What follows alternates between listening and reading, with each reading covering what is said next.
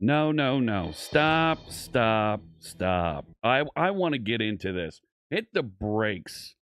What the heck? Let's get into this. Don't want to wait anymore. Let's go get started. Do the thing. Let's go. Let's go. There we are. Good morning, good afternoon, good evening, whatever time it might be in your part of the world. Greetings, my excellent friend. It is so good to see you. My name is Jeff Fritz, and today is June 5th, 2025, and we're going to write a little bit of code today. We're not just going to write code today. We're going to publish. We're going to go to production live on stream. We're going to publish a new website out to Azure that we've been talking about. We joked about this week, and I landed on a purpose for it. I started throwing some Copilot at it. It was a lot of fun. I want to show you where it is, where it's going, get your feedback, and get this thing live out there, all right? Let me head over to the chat. Let's talk about what's going on. Let me say hello to you out there. We're broadcasting live on YouTube and Twitch. How's it going out there? Let me say hello to Napalm is here. Phil Vesey, that's right. We're going to code that, John. Here we go. C# Titan, good evening to you in Melbourne, Australia. You ran the hat command as I was looking away. It's my Old Bay hat. I realize that there are folks outside of the mid-Atlantic region of the United States who have no idea what Old Bay is. It is a fantastic seasoning that we put on crab, we put on fries, we put on we put it on chicken, we put it on corn. It's amazing. It's so good. So I've got the Old Bay hat on today. Goofball Guinness, welcome in. I'm glad you're ready right there. We're probably going to be a little higher energy today than we are other days because I think we're going to have a bit of fun working on just a simple little almost meme website and getting it launched today. Is it going to be a 10x hat day? Not yet. Mrs. C# Fritz came through and put a bunch of my hats in a different bin, and I have no idea where some of these hats went. Like they're just in a bin over here. I don't know. Well, I'll have to figure that out. Surly Dev says, I could create a channel point prediction with the hat I'm wearing and 3 or 4 other random ones. You could bet on it during startup. That's not a bad idea. That's not a bad idea. We could have some fun with that.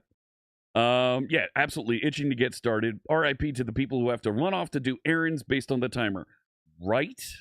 Like, I'm a big fan of keeping the timer short, keeping it to the point, so that you know exactly when I'm going to get started. And if I get started a little bit early, hey, more fun for us.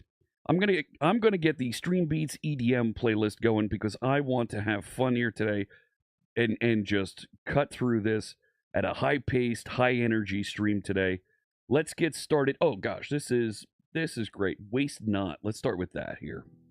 This music is DMCA free, it's royalty free. Listen to it wherever you'd like. Big thanks to Harris Heller and his team of creators for creating this music we're going to listen to today. Let me get my Gunners out as well. I was talking to the folks at Gunner yesterday. Big thanks to the folks out there, you out there, that are using my coupon code below to buy Gunner glasses. They announced a new model that's coming out, a new Gunner model called the Monterey that looks really nice. Gray wire rim, nice big frames. I asked them to send me a promotional pair. I'm going to get my hands on that. There's a few more pairs that they announced internally to us that are going to be showing up in the next few weeks.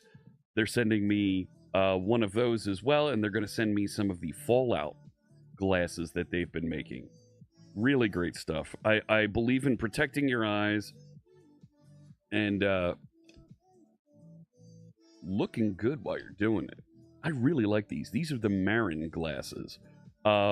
Check it out. 15% off coupon just below. You use the Fritz coupon code, and it's Fritz, I think it's C#. It's listed just below here on Twitch. Check it out. Big thanks to everybody that has bought glasses using that coupon code. Much appreciate. C# Titan with a question here. What do you think are some of the biggest software development challenges new developers will face, and do I think AI will play a significant part? I think AI is here for at least the next year. I think there might be a fad tipping point that it may not cross, but for at least the next year, it's here, and we're going to see it influencing it and helping folks.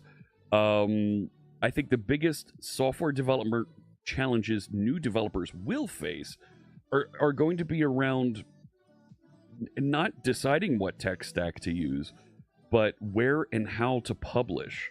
The integration of, okay, I told the AI I got some help building this thing, now what do I do with it?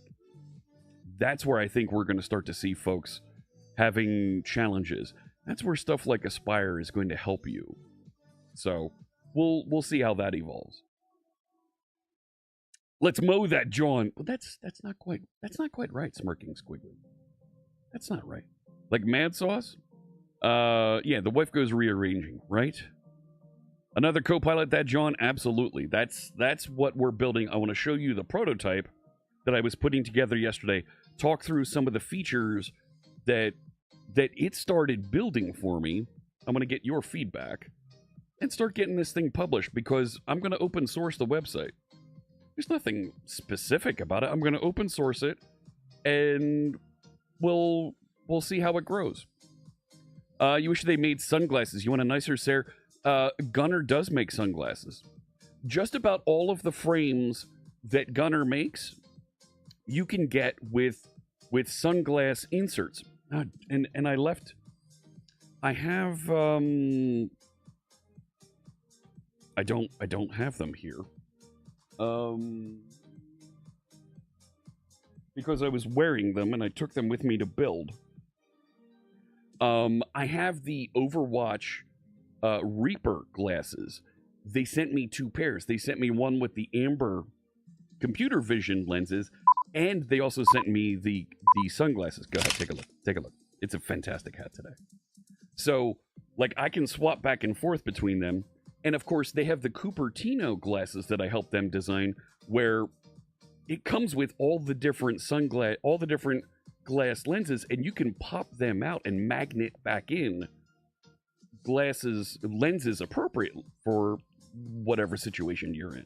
So really great options that they have available there. The sunglasses, even if you're not buying computer glasses, if you're buying just sunglasses, they've got some really nice sunglasses and lenses that are just as good or better than some of those fashionable sunglass brands out there, like Oakley and those folks. So I wear Oakleys typically as well. I'll bounce back and forth between them. C-Sharp Titan asks, any more news on Visor? They say it's supposed to ship by the end of Q2, which is this month. That people are getting antsy in the Discord about, where is it? This thing's supposed to ship by this month. What are we doing?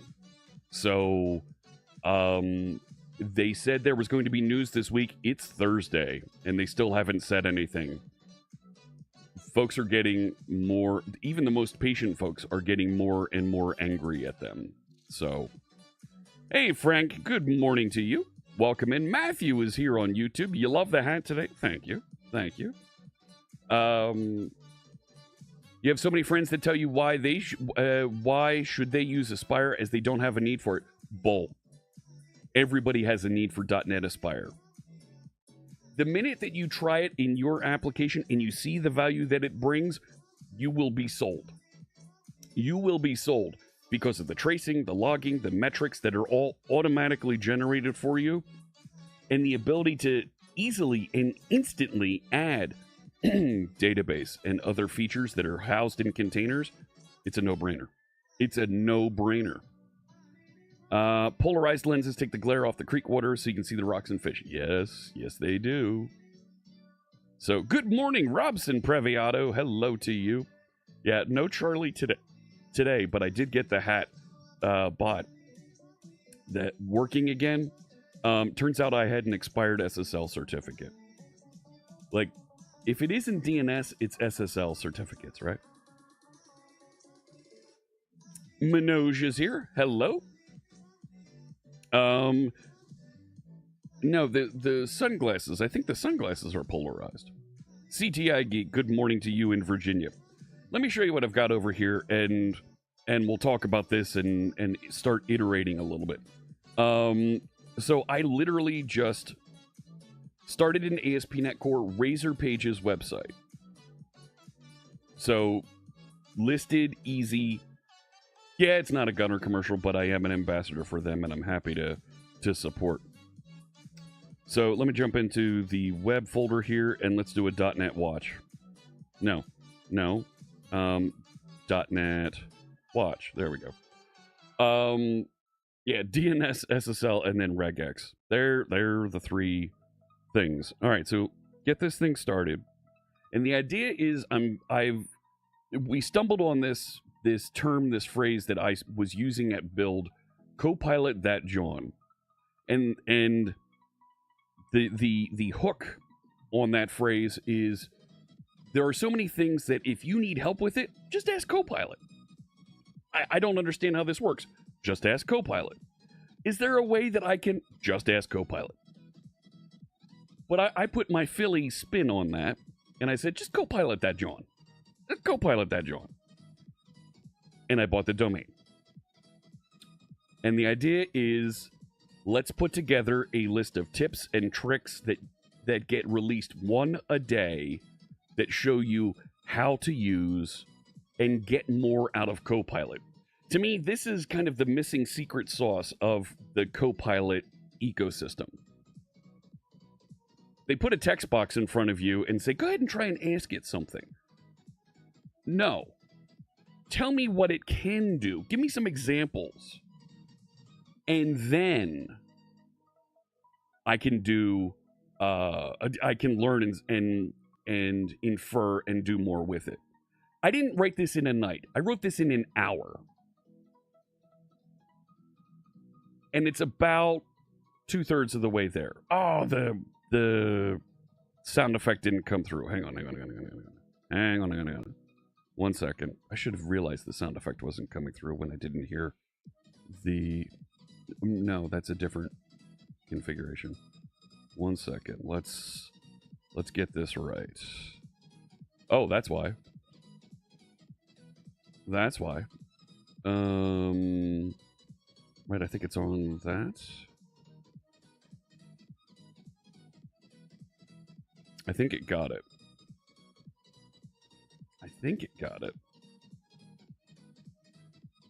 Because I'm seeing it there. No.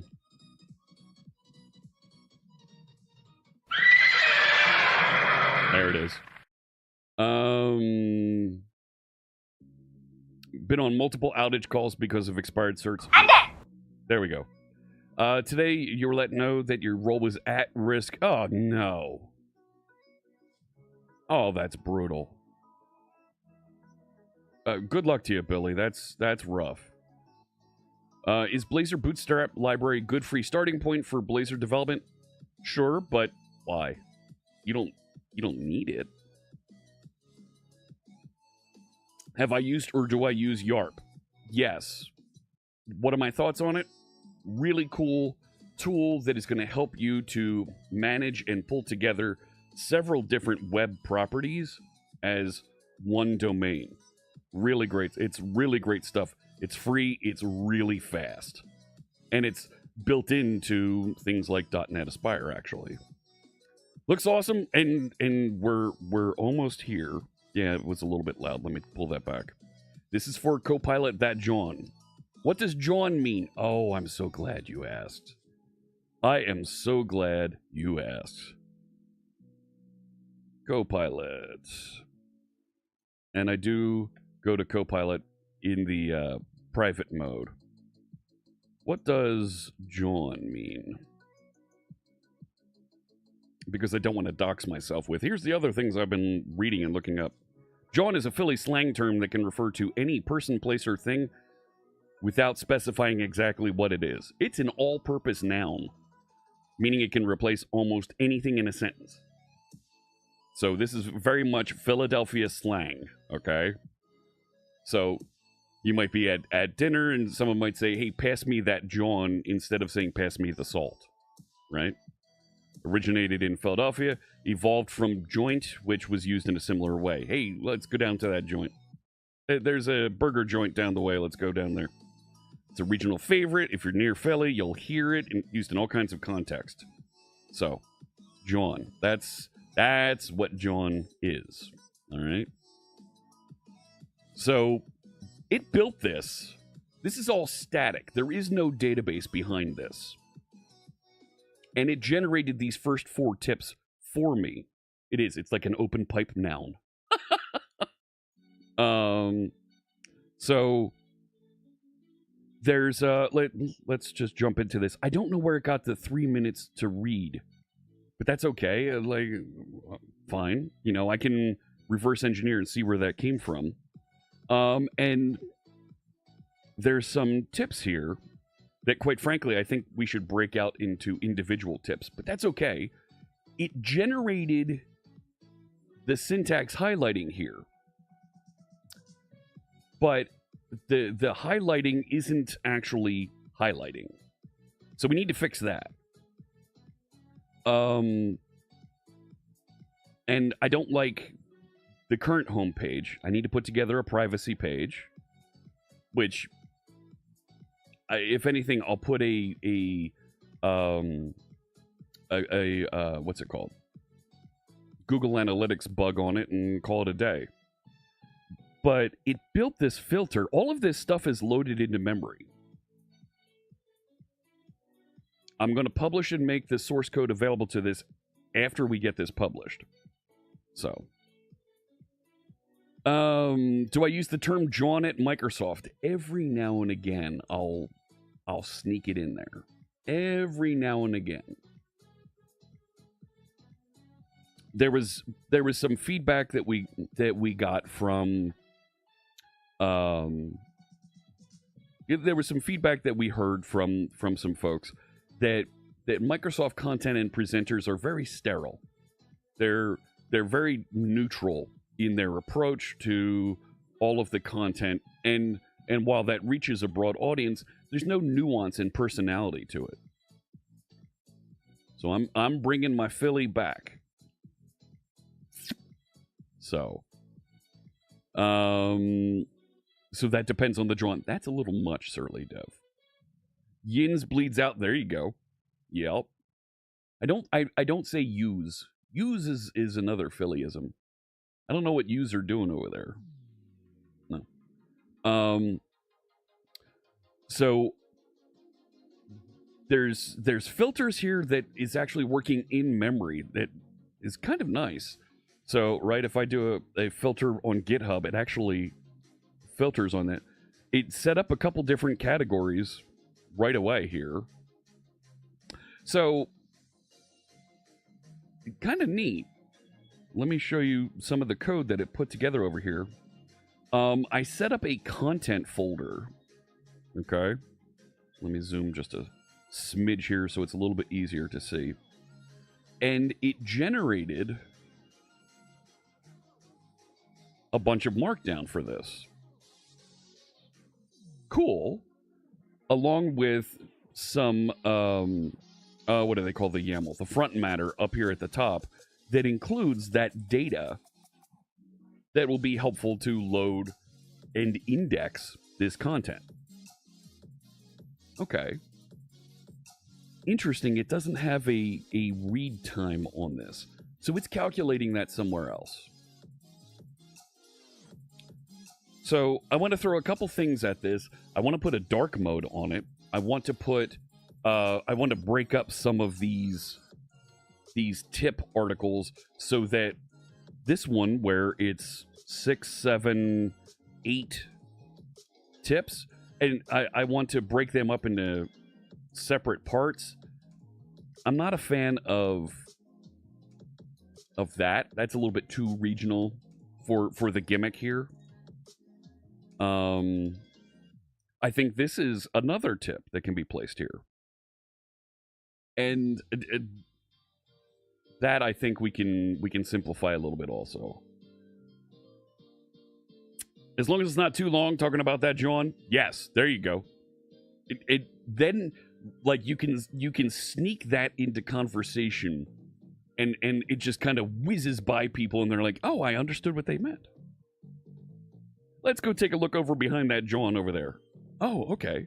Like, wait a sec. Is front matter part of the Markdown language? I know Obsidian uses it also. It's not explicitly part of Markdown, but there are extensions to Markdown that know how to parse it and work with it. My idea here to get this site running was, let's put together some Markdown files, stash them in a folder that's next to the rest of the project. So here's the web project down here, and here's my tips folder up here, content tips, in case there's other types of content that we put together up here. So I think I've got a cool base to get started, but there's a couple things here I want to fix. Like I said, I want to put in a dark mode theme along with a little toggle to switch that. I want to put in Google Analytics. I want to put in a way to grab some content and have a summary on the front page. I need a robots text file. I need to write these things down so that I don't forget them. Yeah. Let's write some of these things down. Right, let's put together a list of some of these things. Hey, I'm talking to you. Am I on the right microphone here? Yes. Thank you. Things to complete in the website before we launch. : New line. New line. Now, why is that running off the...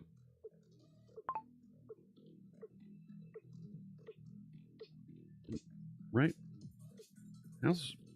Why is that cutting off?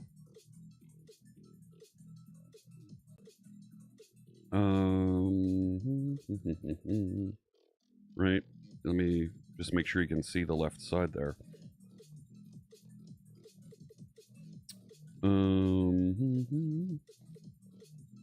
Ads coming up in a few minutes here. No, that's over top.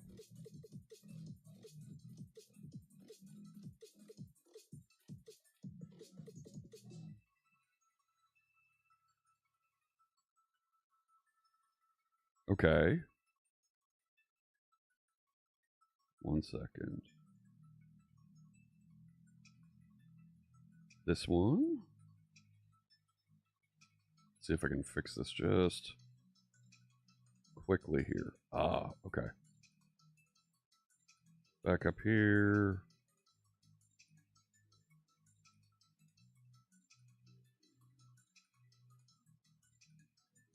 Come on, get this fixed real quick, and then we want to get into this.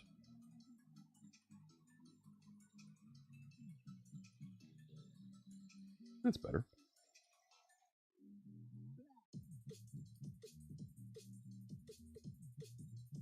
Cool. All right, moving on. We have plenty of those in French also. Oh, I'm sure. Yes. Hey there, Urban Blaster. What am I doing? There's a description just below, and I'm putting together just a quick list of things that we're going to add to this website before we launch. So, what? Fix the syntax highlighting. New line. Add robots text. New line. Add an RSS feed. New line. Summarize tips on a running list on the front page. New line. Dark mode. New line. Google Analytics. New line.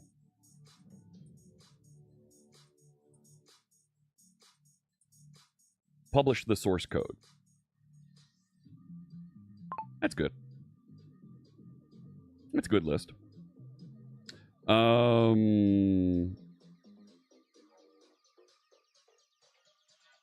Since I've been using GitHub Copilot for some time, what things have I found that works well and what does it not?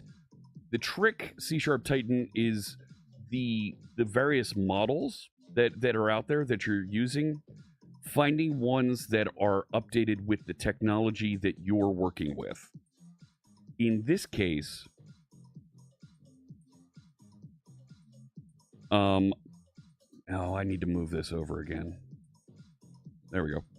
I'm working with Claude Sonnet 4. This is one of the latest versions of the model that were released. Right? I'll move that over again. So it knows about things like Blazor, where the older models aren't trained as much on Blazor code. It also knows a little bit about .NET Aspire. So, and that's just a question of the model was trained before those technologies became more popular and there was more content for it to load into the model. So there's ways to add, right, to rag in additional content to train the model. Using the fetch command with the model is helpful. So, developer at large, hello, welcome in. These are AI chatters. I don't think they all are.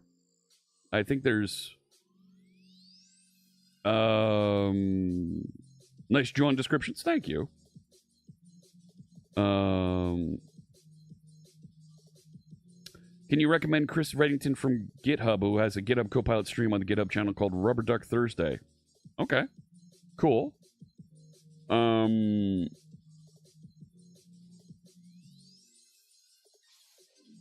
So let's fix a little bit in here. I'm going to add some context to, where did it go? It's on the details page.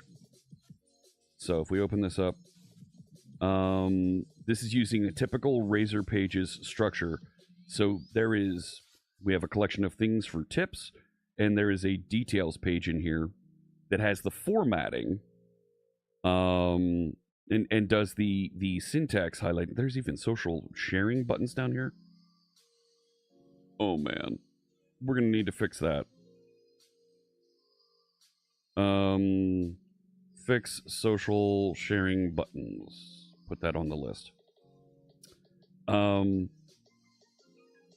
when it formats, right? So come here, give me that. Right, the header, the content, and then social sharing at the bottom, navigation, sidebar. Like, these are all really cool things that it just built for me by default. But this bit here isn't doing the syntax highlighting properly. So let me jump back over to, where'd it go? I'm going to move you way over here. We're going to close that. No. Close this one, close that one. Yes. Ugh. Get rid of some of this so we can simplify. Because, damn, it just, no. You know what? Where'd it go? Where did the... Really? Yeah, put me on that, and then close others, and then put me back on details. And let's put that over here, close this, open that. All right.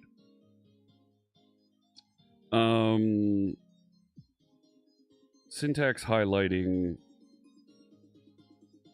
coming out of and it even brought in MarkDig, isn't working. Fix this.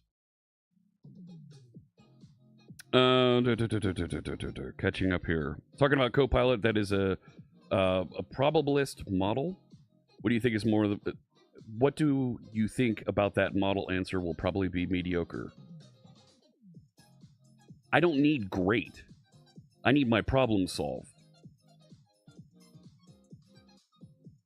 Solve my problem and then we'll move on. So... MarkDig pipeline configuration, good. And I have it, I should tell it that I have the .NET watch running so it doesn't try and build it.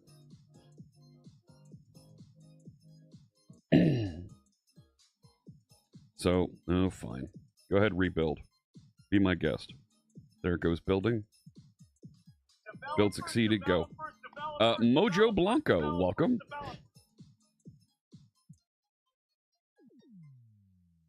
And go ahead, do that.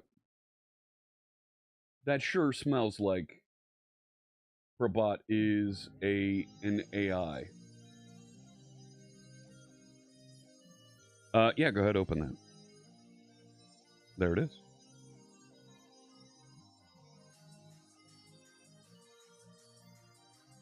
Yeah, go ahead to there. So the syntax highlighting isn't working.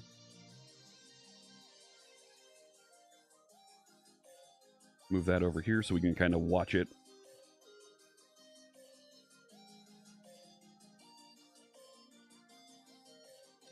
And let me check the exact issue. Improving the post-process code blocks. Cool. You spent the last hour troubleshooting all wiring to see whether or not there's a short somewhere. Oh, that's annoying.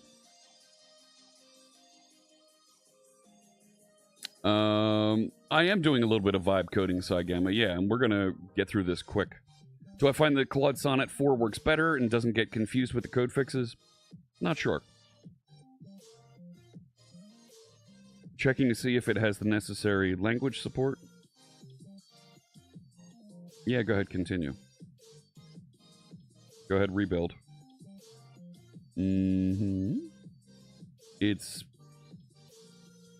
It's probably not, because it's still running over here.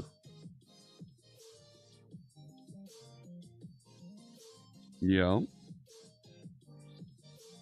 And now, see, here's where it restarted, and it's kind of, oh, I'm gonna go redo the things that I just did. Checking to make sure C# is support. Yep, it's there. Sure, go ahead. Yep.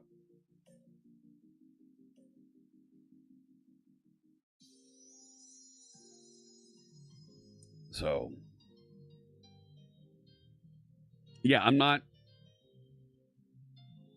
doing strictly vibe coding. And this is what it was doing previously, right? It already stepped through this process. So I'm almost at a point where I'm about to tell it, stop. I'm going to go fix it myself.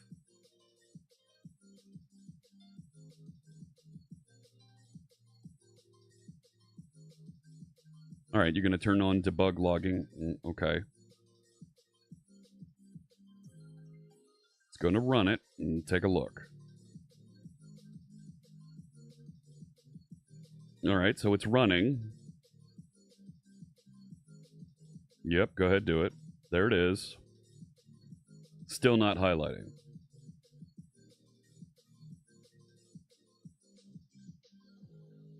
So the HTML generation is working correctly. Now it's going to do more work with Prism.js. Interesting. The CSS, yes.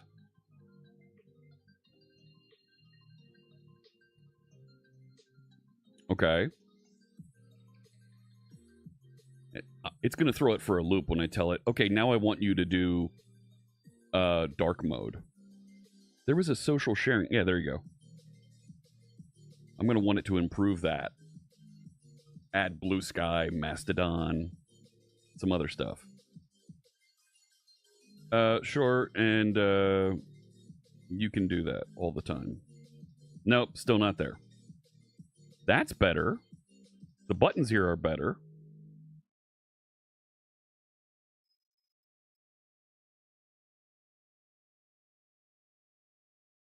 So, once I have the problem solved, when would I stop to improve the generated code to have great code?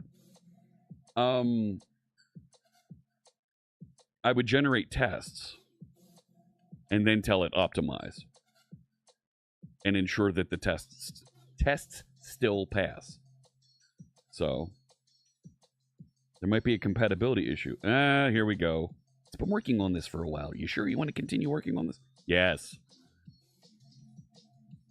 And it forgot where it was, and it's starting over again.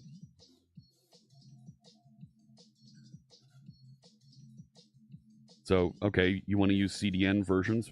Fine. So now instead of a local version, it's using the version off the CDN. It's still not working.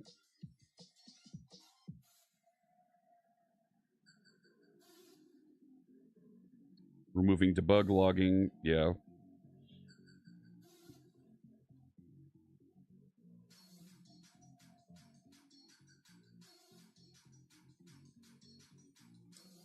Clean up the debug JavaScript code. Okay.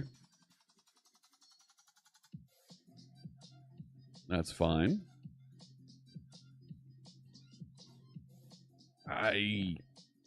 It's not working, dude. That's not working. Oh my. Right?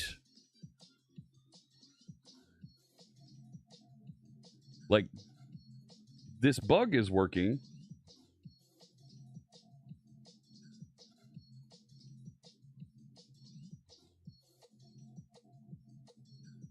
No, it's... Go ahead. Let's watch it navigate and do its thing. Squirrel!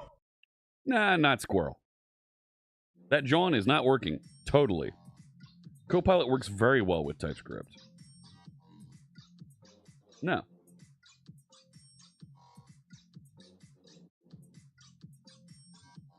No. Go ahead, take a look at that hat. There you go. How you doing, Killian? Yeah, Copilot, fix that, John. Here it is doing the exact same thing again. We don't have grep. Thank you. Really? Really?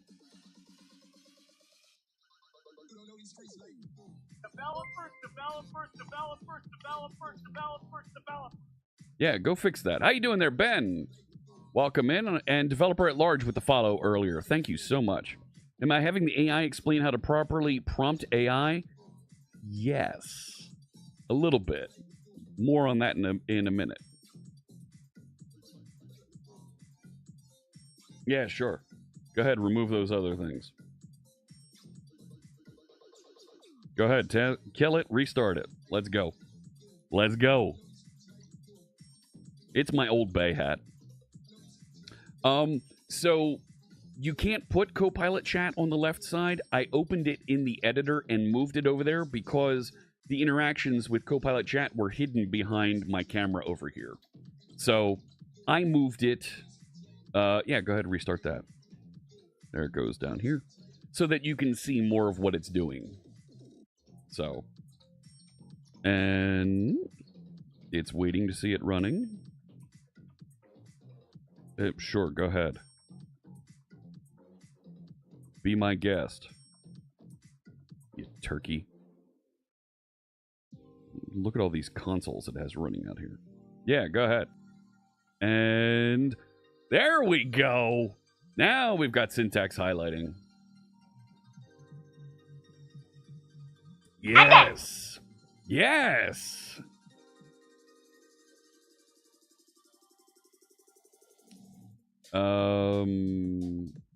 Where did it just go? It just...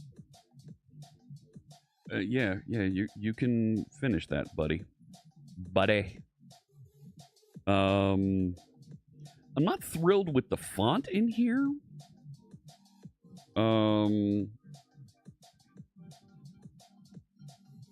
Better code font. Let's see if we can get a better code font out of this. Sure. Be my guest. Copy button functionality. Going to verify that's working. Okay. You built a VS Code extension the other day without writing any code. Really? What did you write, Marcus? Selection saver. Bobby and Hyde. Welcome in. Text selections in Oh, a bookmark functionality by recording and restoring text selections, line locations, vertical scroll bar positions. Oh, cool. That's pretty cool. Check of our enhanced CSS code blocks. Sure, go ahead. That looks weird.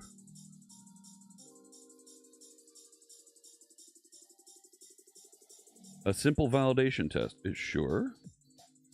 Yeah, that looks weird.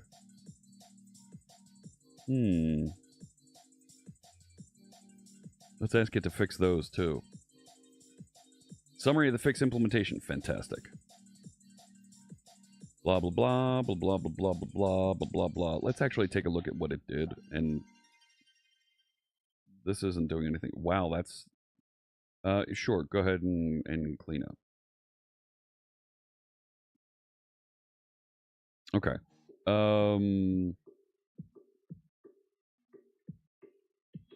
That's, yeah, browsing to something that doesn't exist. So, close that. Close that. That one's running. Close that. Close that. This one's running, so back over to my browser. Nope. Reload. Taking a look. What do we got? The genre looked weird. We're almost there. We're almost there.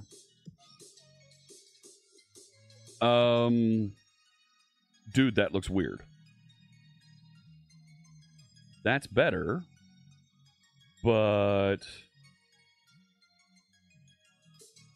dude.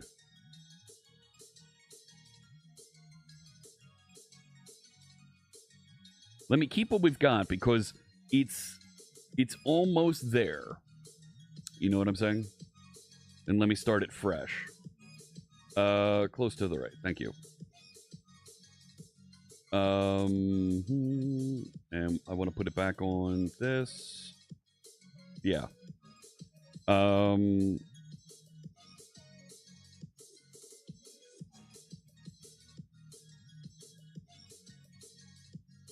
Sure. Run it again. Let me get a... just make sure I get a fresh...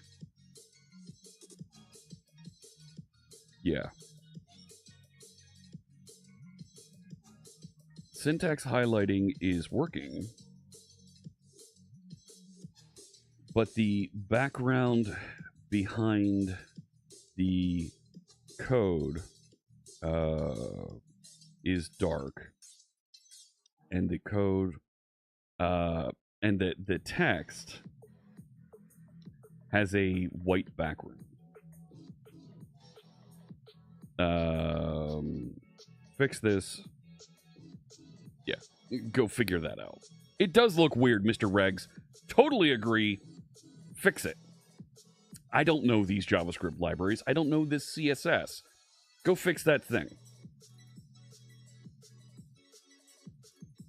Yeah. Take a look at Prism. Go ahead.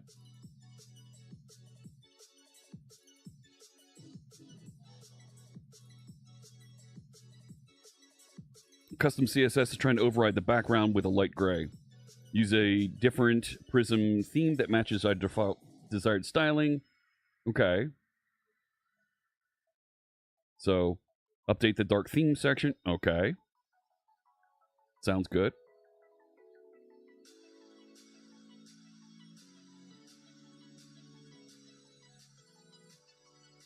So you say you did these things.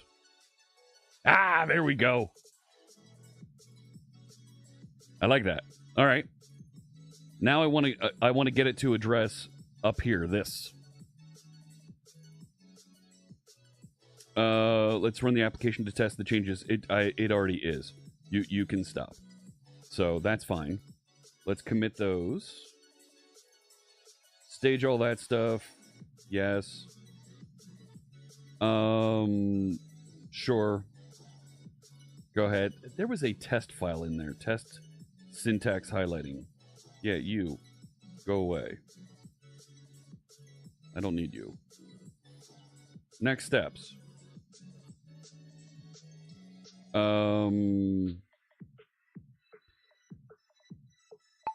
When syntax highlighting puts the button in the top right corner to indicate the language, comma, with longer language names like JavaScript and PowerShell, they overflow the button and overlay the copy code button. Fix this so that they properly appear next to each other. Go. Hey, Ben Guccia, I'm vibe coding a website for help docs for prompt engineering. I don't call it prompt engineering, but for helping use Copilot a little bit better. Yes. Is it Wagar Ahmed on YouTube asks, what's the difference between AI agent and AI model? I got you, friend. When we're working with an artificial intelligence large language model, right? So there's different companies that make different models. Anthropic makes the Claude models. Google makes the Gemini models. OpenAI makes the ChatGPT and GPT models, right? So those are different models, right? They've analyzed, they've scanned all the text available on the internet, and they've consolidated that down and put it into a tens to hundreds of gigabytes model, right? A collection of files that we can load up and interact with. An agent is a tool, an API, a programmatic API that sits in front of that model that we can interact with, ask questions of, and the agent has capabilities to reach out into the application and perform tasks. Like this one here, it wants to run in the background terminal, go start the website. Well, I have the website running right now, so I'll stop that, and now I'll tell it, yes, you're allowed to continue running that. So the agent is actually going and updating my code for me. Whoa, we got a raid coming in. Welcome in, friends. Hello there. Is it Jaren Van Wissen? Hello. Thank you for the raid. Welcome in, raiders. My name is Jeff Fritz, and we're doing a little bit of vibe coding, working through an idea that came up on stream earlier this week to put together a series of tips and tricks on a website to make it easier for folks to learn how to use AI interactions with Copilot. And I'm from Philadelphia, so the funny meme name for the website is Copilot That Jawn, and we're walking through asking the AI over there to build and deliver features for this website. There we go, that's not bad. It's separated out that syntax. Yeah, go ahead, keep those files. And I wanted to take a look at, see how there's like double text there? What were you doing over on your channel, Jaren? Let me know there in the chat. And let's put a shout out for our friend who just rated us. Thank you so much for bringing your viewers over here to join us. And I'm gonna tell this. Well, first off, go update your tools.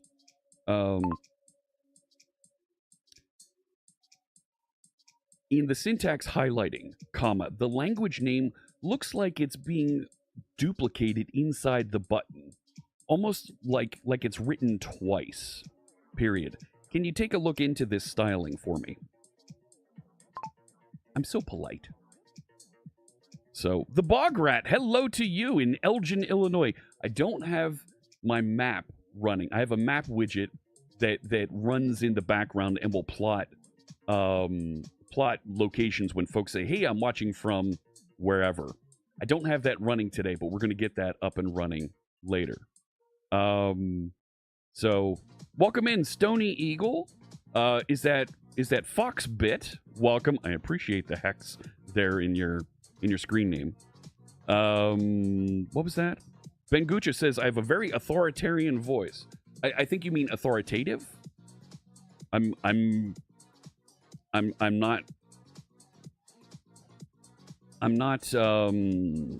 an authoritarian, but I proclaim and I sound authoritative. I sound like I know what I'm doing, right? You got, there we go.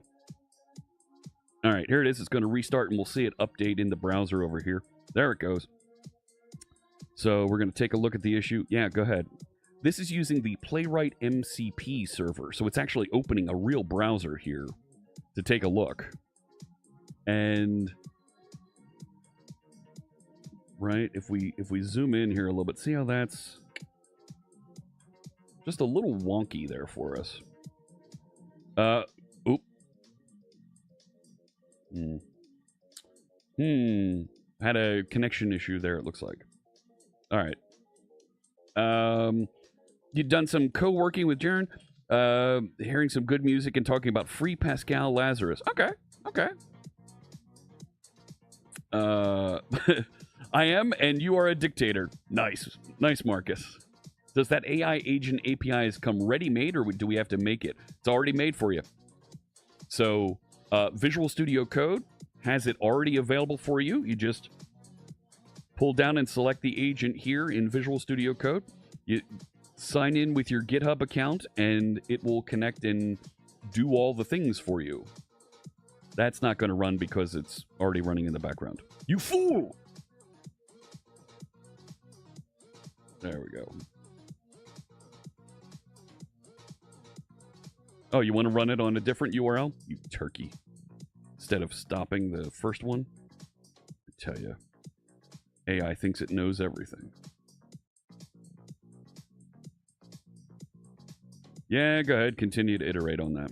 Go. Let's see what we get here.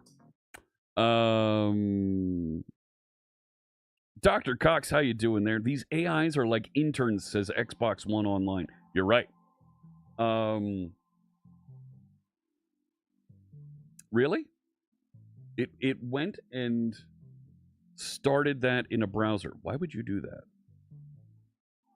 It still looks like the text is duplicated.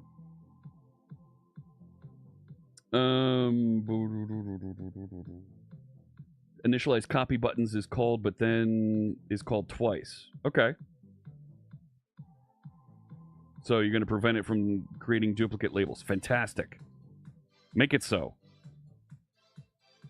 I'm bringing out my inner Picard.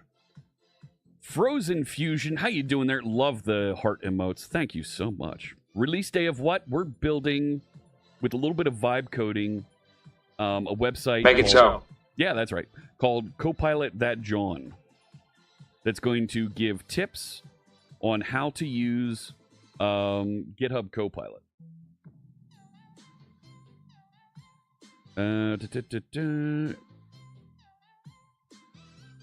Create a minimal test. All right, go ahead, do that. Someday, all these MCPs will be yours, right? Happy Thursday to you, Frozen Fusion. That's right. The Make It So sound effect was there. You had made a website called Dreamalizer. Front end is React, back end is Python. Oh, go ahead, take a look at the hat. There you go. I've not done much on UI. Thoughts are appreciated. Dream Analyzer. Enter your dream description. Interesting. What does it do? Now you want an Angelo's cheesesteak for breakfast? That's not a bad idea. That's not a bad idea. You're going to try restart the development server? Okay, go ahead. Sure. And going to rerun the app? Do it. Hey, Mom's here. Hello, there's Mom. That's Mom in chat. How you doing there? You love the hat, Mom? Right? I got the Old Bay hat working. I should have had this. What are you doing? Why are you running NetStat? What are you doing? Okay. Restart it? Sure, go ahead, do that thing.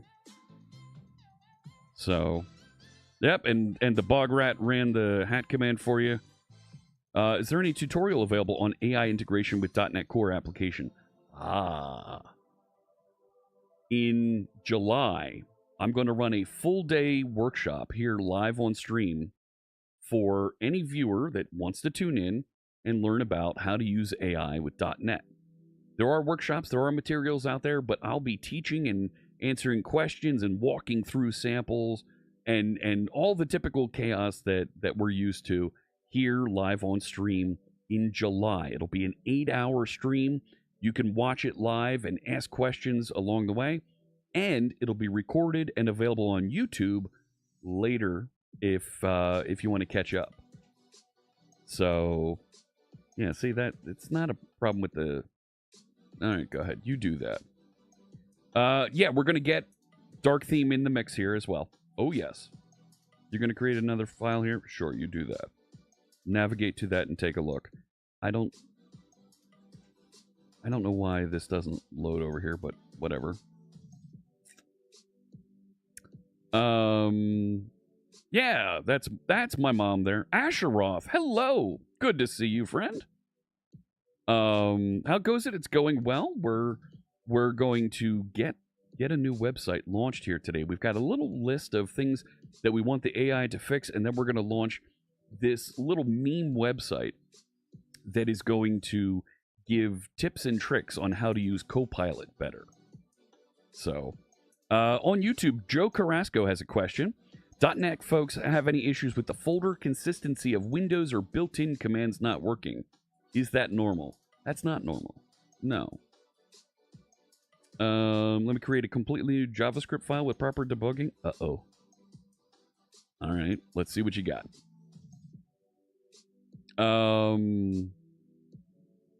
There you go. Look at that. Everybody's saying hi to Mom. Look at this. Look at this. So this will help us identify if the function's running multiple times.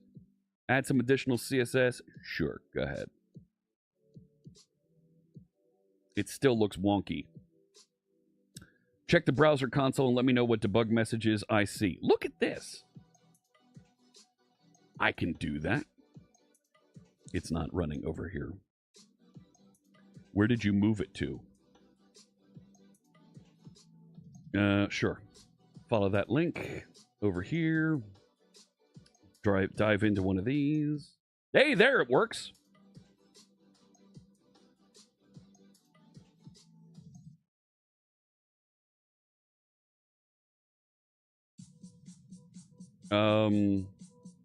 I see it telling me that the headers are already created and skipping. The UI looks fixed. Like, here we go. Meatloaf's ready to go. Yeah, where's Mom's button? There we go. Hey, Mom! We get some meatloaf! We want it now! The meatloaf! What's she doing? I never know what she's doing. Yeah, we do. Summarizing the conversation. There we go. Lucky Luke asks, is it possible to turn a Blazor web app into a Windows desktop app? Yes. Take a look at WebView 2. WebView 2 is a component that you can bring into your Windows Forms or WPF applications. Point it to a Blazor, a folder that contains a Blazor application, and it will start and manage that all in memory for you. Let me clean up the debug logging. Yes, please. Clean that stuff up. I need a meatloaf command. I do. Let me add that to my to-do list. There we go. Recently, Urban Blaster, when they stopped debugging Visual Studio, closes all the instances of Chrome, not just the window running the app. Have I experienced that? Yes. Yes, I have. And if you spawn new instances of Chrome from the one that you started the debugging from, they're all kind of connected. So, yes, that happens. So, there we go. Issue successfully resolved, it says. There we go. Look at it. That looks right there. And, okay. So, let's keep those changes. You can clean up the debug, folks. Yes. Remove those other debug files. And we'll let that go. Yeah, thanks. Yeah, go ahead, do that. Like, right? And it's important that the agent prompts us that it's deleting files, you don't want it to just blindly delete files with permission on your system, right? That could be a problem. So, cool. All right. Fully resolved. Go add all those things. Yes, we cleaned up the JavaScripts. Fantastic. Go ahead, publish that. So that looks good. So syntax highlighting done. I want to improve the code font. So let's add the details page. Right, there's some CSS here somewhere. I don't know. Choose that one. The font used in the code syntax blocks is kind of lame. Suggest 5 fonts with samples that would be great for code syntax display on our website. Here we go. I should have dictated that, but I felt like typing. So, Fira code, that's a good one.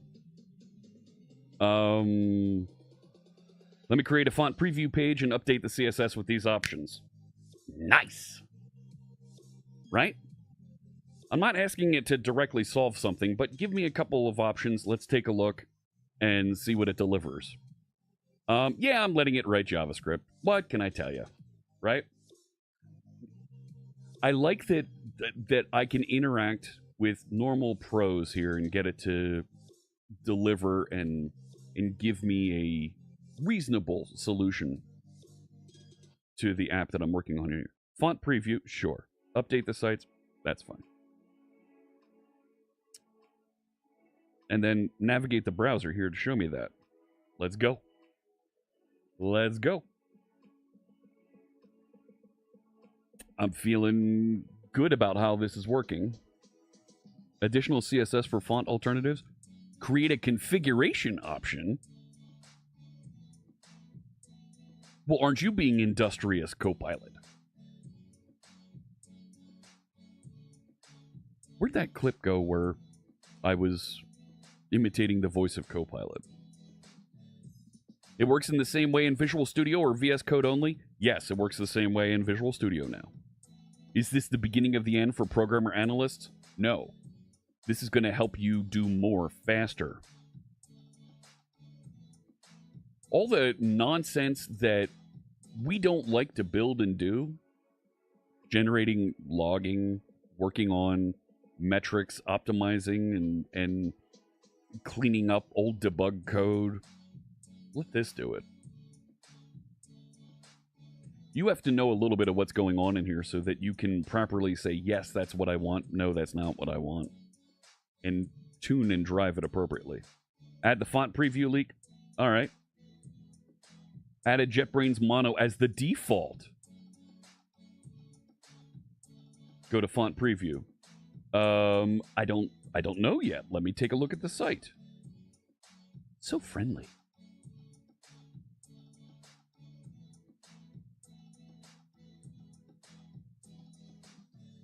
Right, it said to go to, right, font preview. It's not there. I need to restart.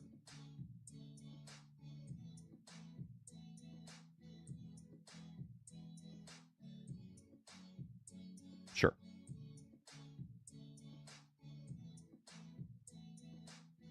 Do-do-do-do-do. Uh-oh.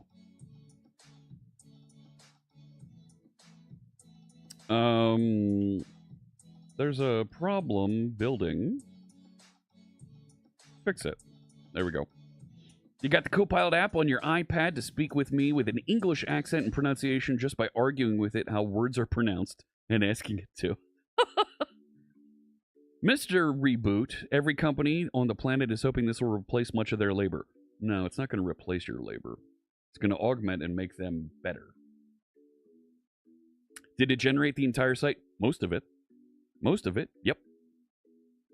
Junior devs are probably pretty screwed at this point. No. No. You're seeing where there's issues here.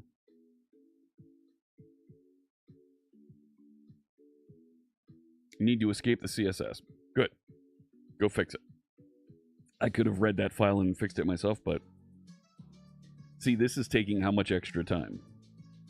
Right? Go .NET build. Go .NET build! If only Inspector Gadget was a .NET developer. Yep, do it.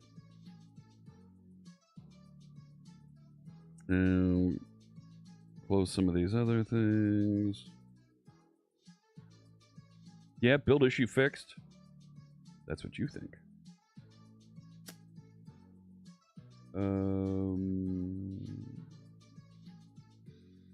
Where's it running?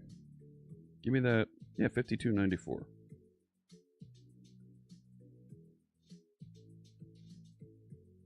Font preview. So there it is with JetBrains Mono. Fira code looks the same. Source Code Pro still looks the same. That's not right. That's not right. Cascadia code still looks the same. No. That's JetBrains Mono.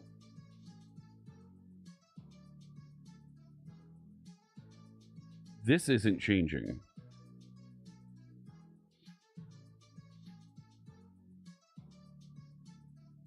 It looks like the font preview page isn't applying the selected font to the syntax highlighting sample. Go gadget that jawn. Well, maybe.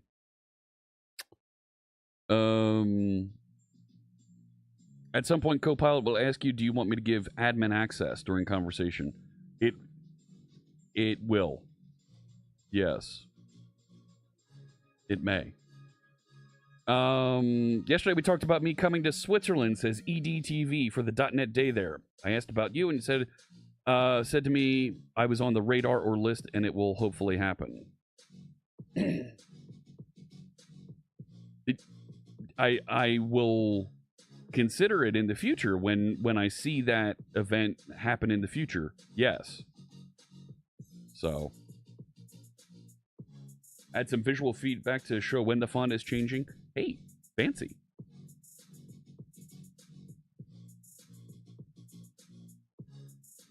Napalm with a question. Why is it all the Azure emulator client integrations have things like using storage, have methods like add queues or add blob, but you still have to create the resources?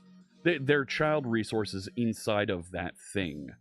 And storage, they actually added top-level APIs that you can use to not just add the storage, but right away go right into add the blob container. So, yeah, maybe summer 26, something like that. Sure. Let me shut that down and let it go build. Yep, build succeeded. Of course it succeeded. No, you need to run it.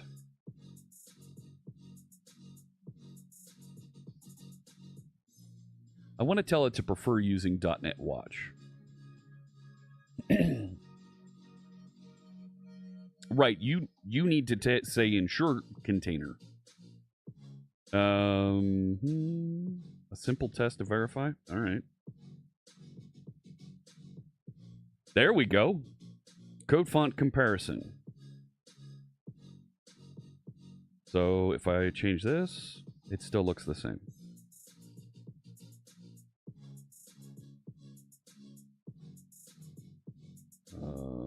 This. That.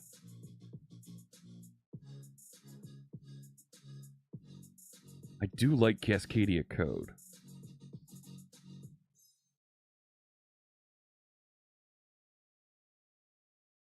I like Cascadia. Can we do Fira code but make it bold? Can we update Fira code on the preview page to ensure that it's bold? Sure. Can I throw in a random question? Sure. What you got there, Frizdiskin?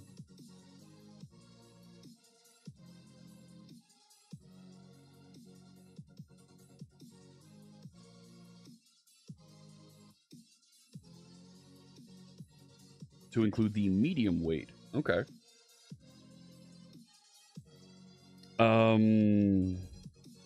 That's not going to work. Because it's running.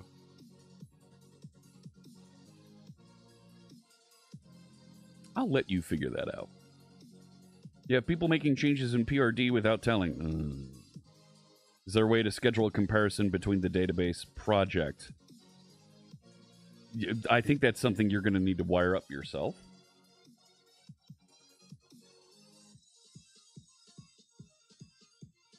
Yeah, this should come back and identify, oh, it's running. Get up, Copilot is your new spirit animal, says Ocular Malice. Yeah. See, now it's restarting.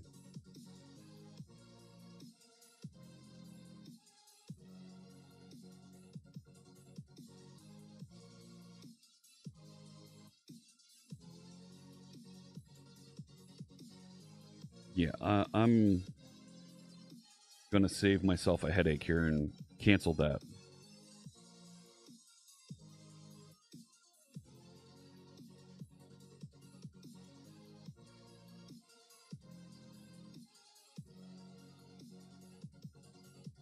It is running. You don't need to wait. There you go. Here it is navigating.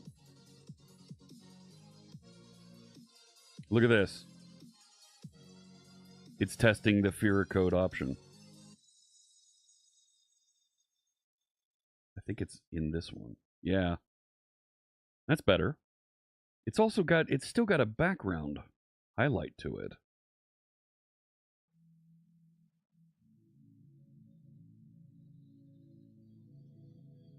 Yeah. Finish there. No. And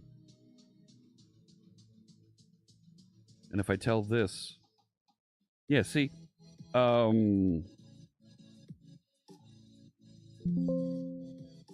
yeah, keep it. There's a,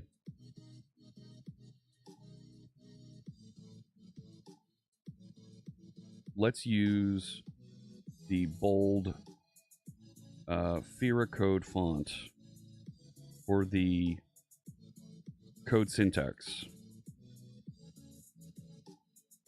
on the website. It looks like there's a light blue background on the font. Please update and clean up the font preview test page. There we go. The most brainiest people in the world are here? Are they? I don't know. You start by locking down code changes to production. Totally, President Not Sure.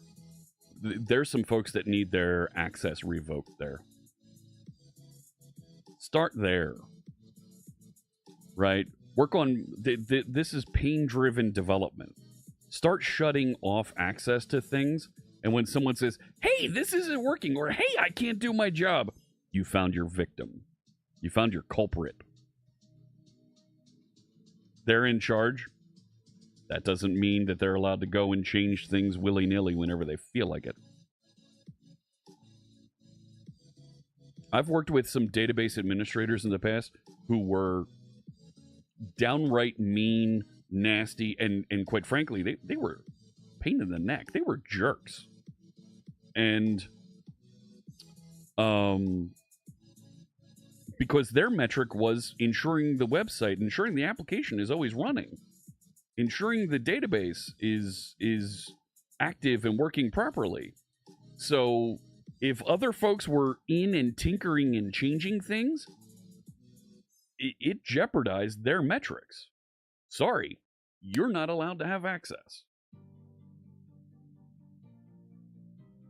We need these things tested and removed. No, I don't want you completely rewriting.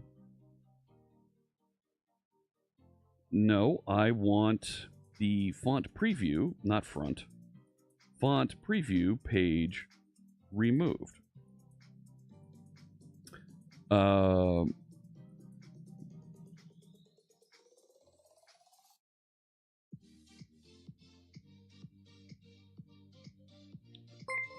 Space Shot! Space Shot just resubscribed for 70 months. Thank you so much. Good to see you, Chris. Tier 2. Thank you so much for the support. Great to see you there. Hello. The site now has the Fira code font styling. Remove the navigation link. Fantastic. I think it's still running in the background over here. So, close that. Back over here. Update this. That page shouldn't exist. I didn't rebuild. I should rebuild.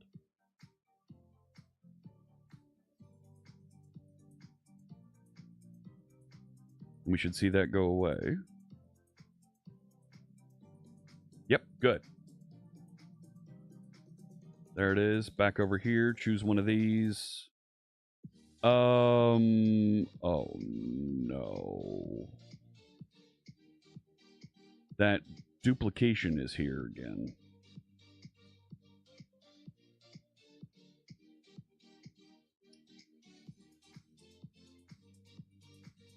Keep the changes. There's an ugly, almost drop shadow on the code in the details page. In the syntax highlighted code.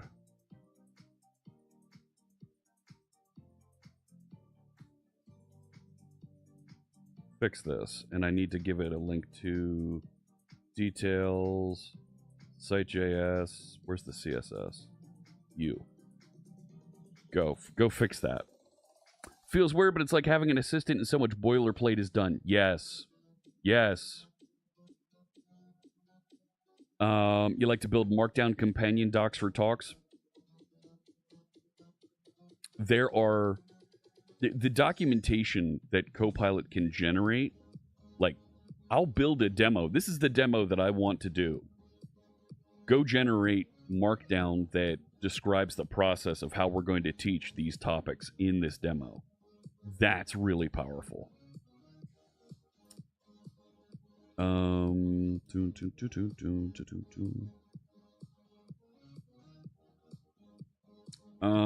Yeah, I'll allow that from Ocular Malice. If someone has unfettered access to production, yeah. That's not allowed.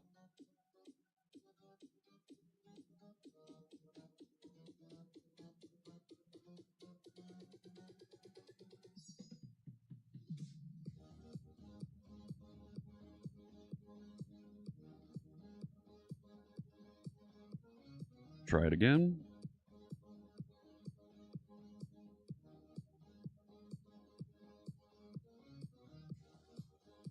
No.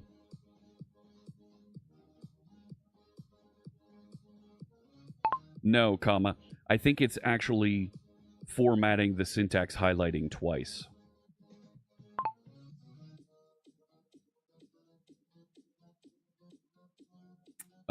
We're good enough to guide assistants to what we want done. Yeah, that's happening. I think that's absolutely what is happening.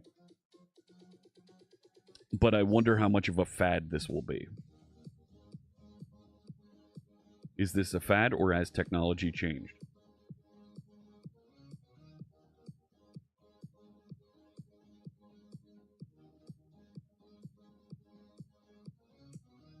Yep. Go fix it.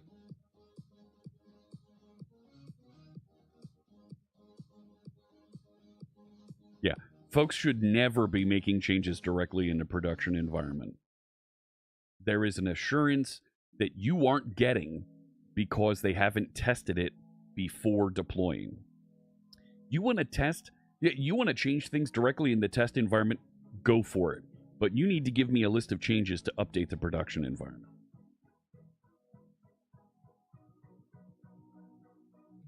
Disable server-side syntax highlighting. Okay. No, it's still running in the background here. Kill that so that it actually runs. Otherwise... There it is, navigating. Go ahead, navigate to a tip details page. Go for it. Yep. Better. It still has that light blue background. You see how there's like...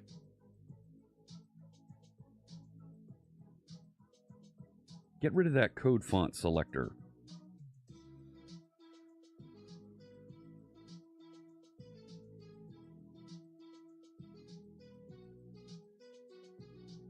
Nice.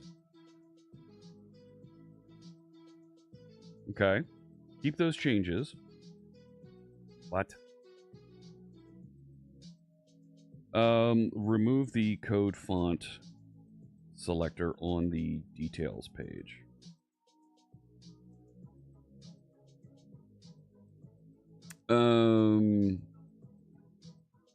Does Microsoft ask its employees what they like, hate about GitHub Copilot or Copilot? We are frequently in touch with folks who make the different products, not just Copilot, giving them feedback on what we like, what we don't like, and we're using them frequently. Is Claude Sonnet 4 better than 3.7? You know what? I'm trying to figure that out myself right now.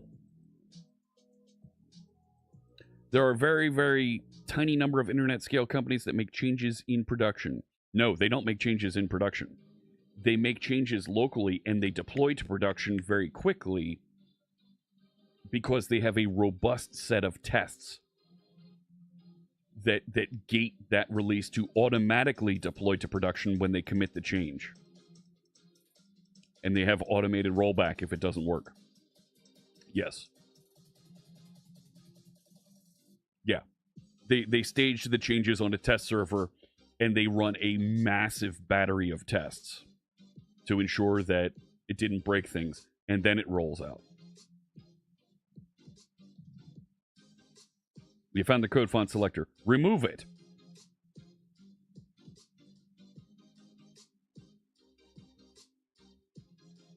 Let's go.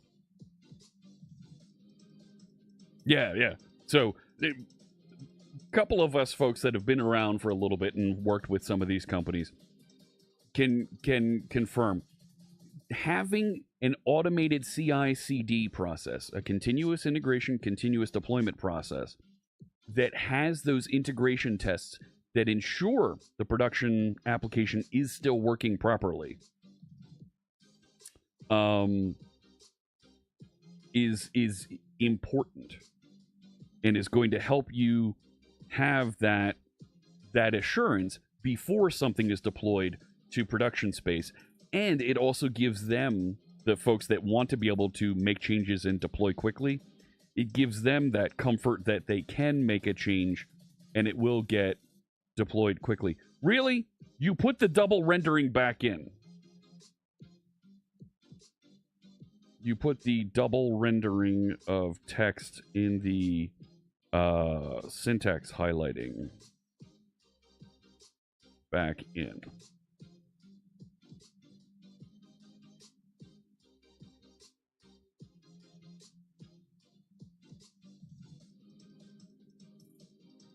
You idiot.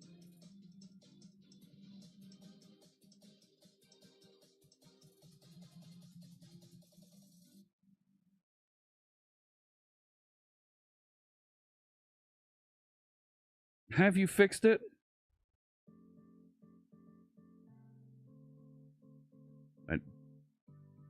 Do I need to...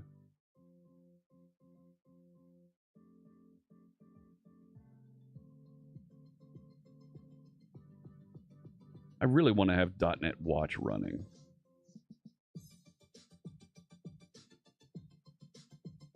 No, you didn't. It was in Content Service, where it was double rendering. Holy smokes.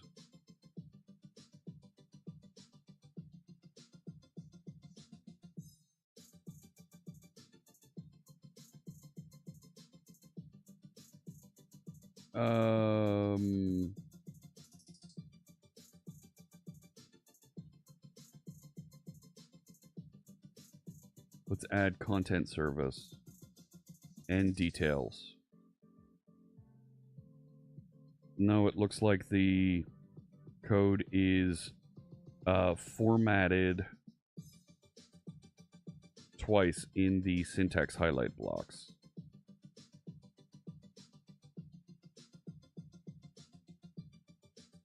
Fix it. Why is there not a good way to use the client Aspire integrations for something like storage or Cosmos when you need to actually create the queue or Cosmos DB to start? Well, you just need to do an ensure database or ensure container. Like, it's one line. It is challenging to have staging environments that represent production well. Yes, it is. But I think a staging environment is an asset that you want.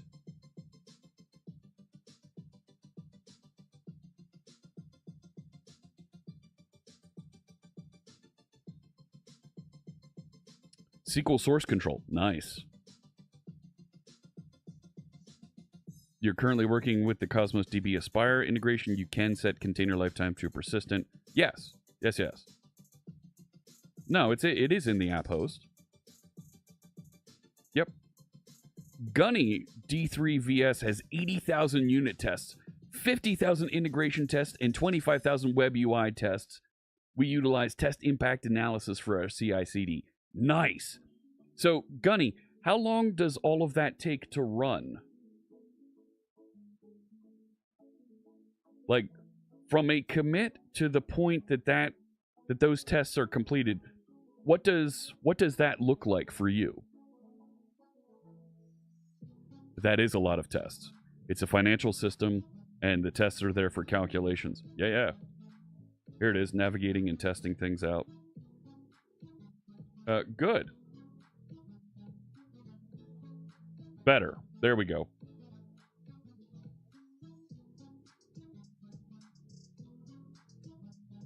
What?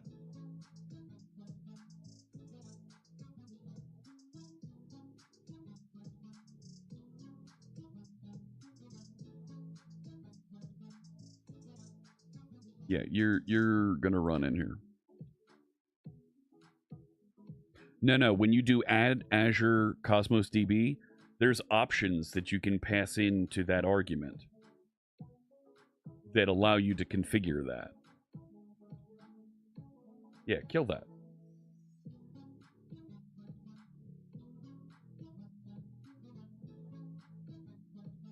You never ran it.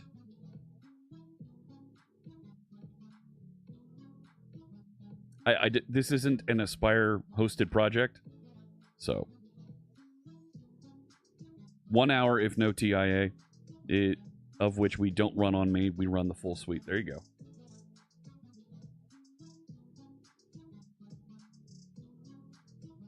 But in a financial system, you need that guarantee that you're rolling out something that doesn't break it.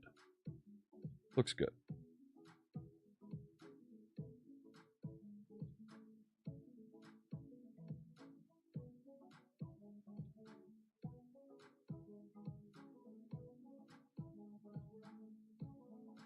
Yeah, remove the debug it code. There you go. Gated in Azure DevOps. Nice. If all green, QA pushes the button. Yes. I like that. I like that, Gunny. And then it goes on its way to Azure. Yep. And then you log off quick. Yeah. Yeah.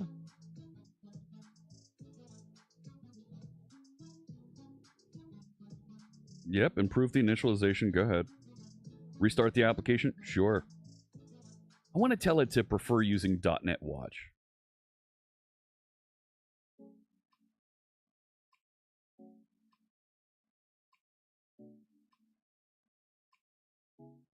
Because the way that we have to wait for it to kill and restart, just tell it use .NET Watch.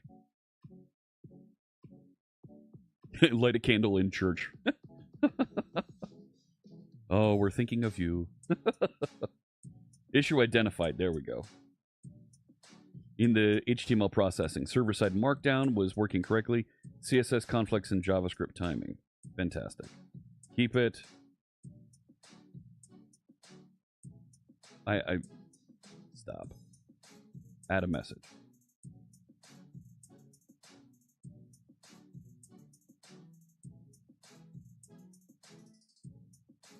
All right.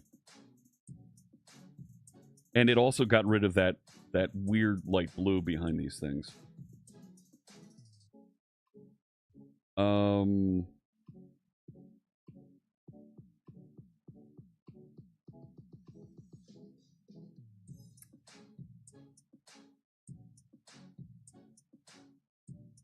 Let me have it fix the Copilot instructions first.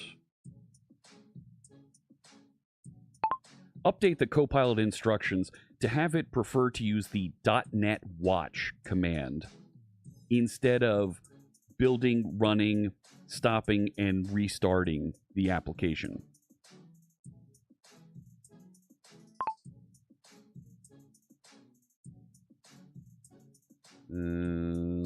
This.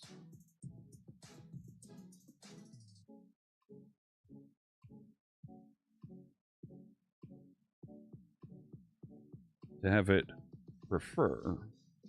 See, even the dictation still isn't perfect.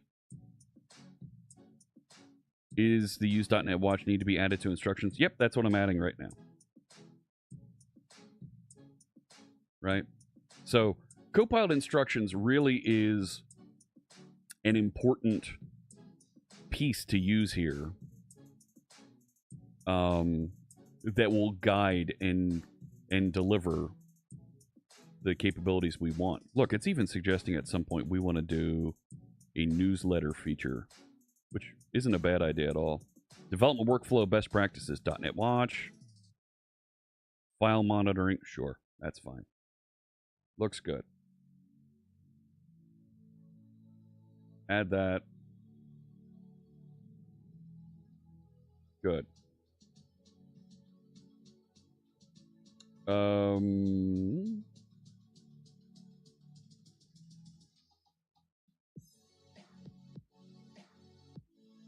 Close some of these.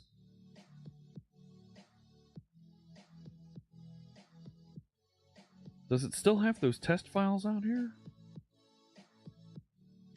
No, they're gone.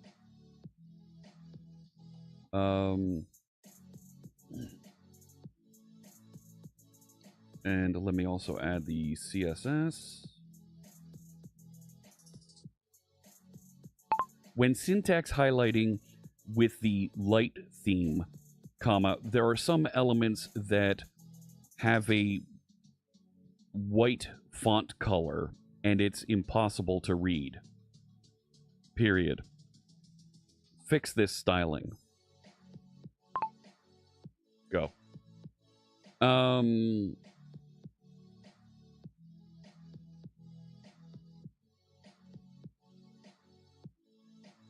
So, orchestration of the application and setting up for development mode, I think, are two different things. And I think that might be a place where commands would be beneficial. Have a command that does that setup for you, so that the rest of the tooling just has it working. Why is it going to 7190?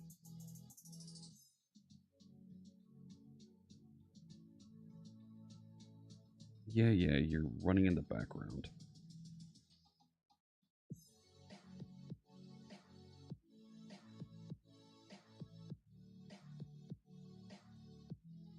There it is. Right? See how it can't be read?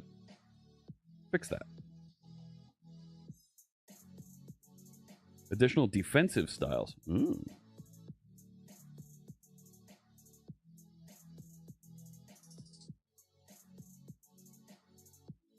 And then we're going to add dark theme and just throw all of this to the wind. Does the AspireFi.net website have a newsletter? It does not.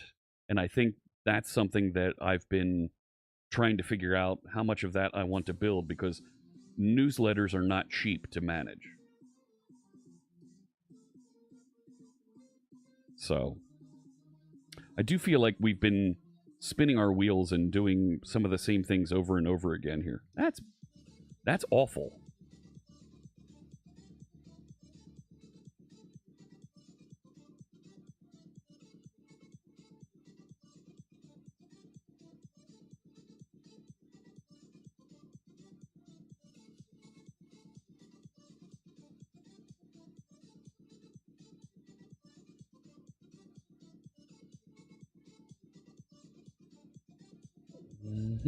Comprehensive override section. Really?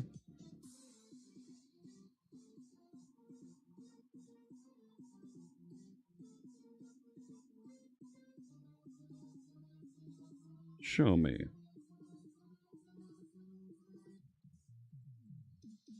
No.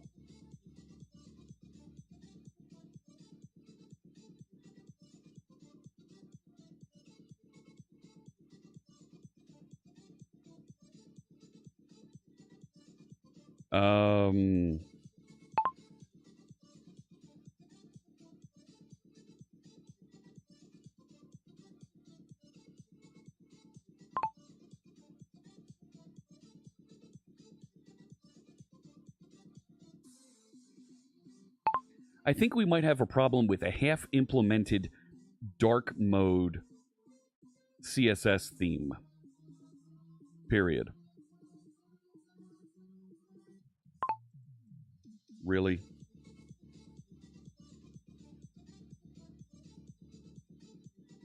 Inspect and add an appropriate toggle to the navigation bar that allows a user to set light or dark theme. There we go.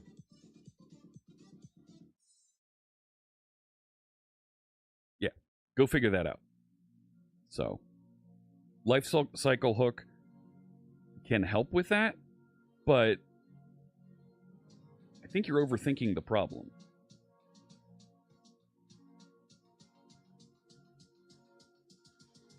It's going to create a theme switcher JavaScript file? All right.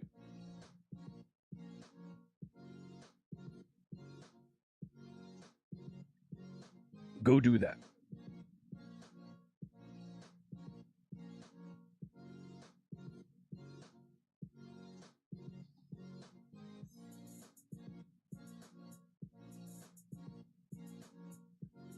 Bootstrap icons and the like. Look at this.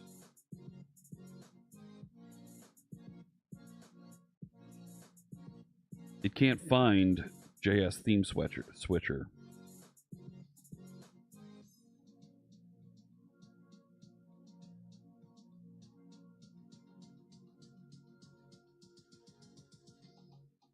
Eek.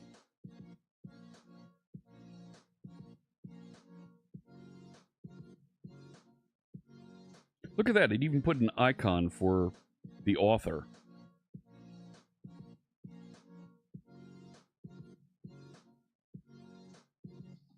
Still not finding this. I'm going to force it to rebuild.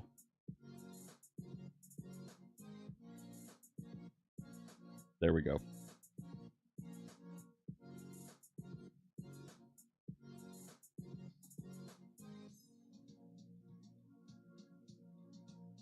Is it over here? Are we seeing it? Not yet. I don't see it in the nav bar.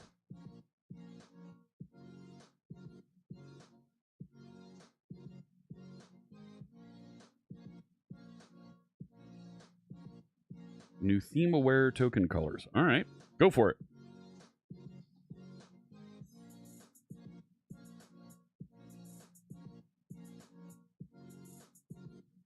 I've been rate limited.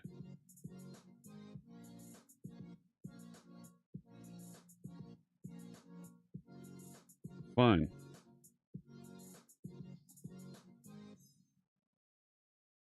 Keep those changes.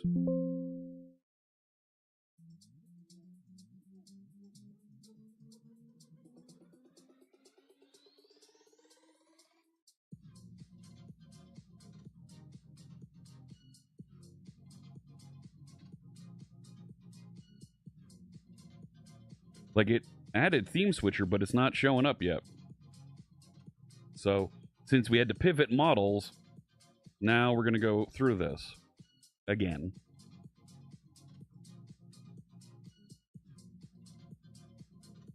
The copy button styling right here. Oh, look at this.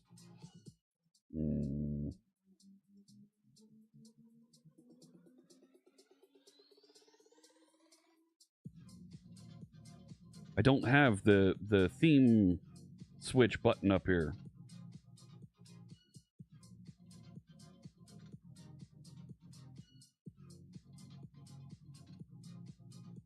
This is right. So Copilot starts to squirrel here. It starts to get distracted and turns into like an ADHD 7-year-old and goes and wants to figure out something else to build and write. Like, I've got 5 tasks here, and you're spinning on the same 2-3 things.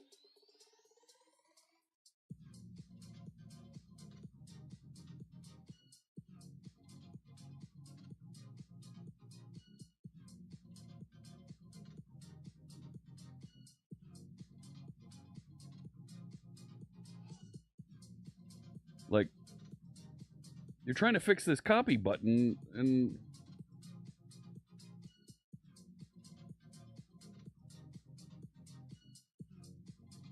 cool.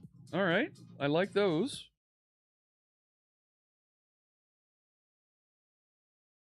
But okay, that's nice.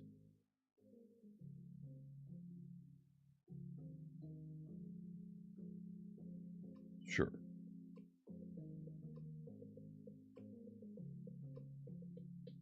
There it goes. That hover, yeah, it's not.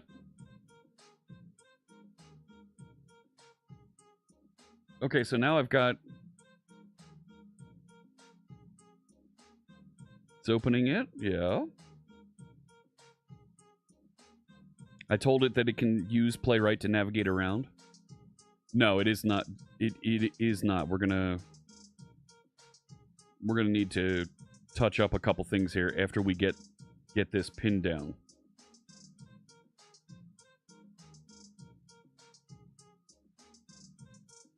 Right. While it's doing that, I'm gonna click into this. No! And it did that up there.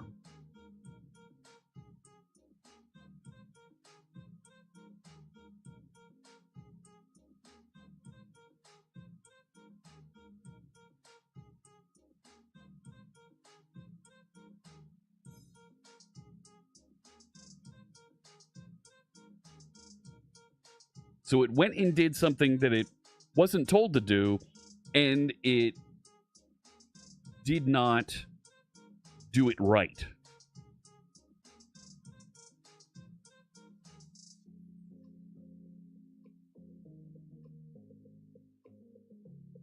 It's properly positioned. Sure. Go ahead.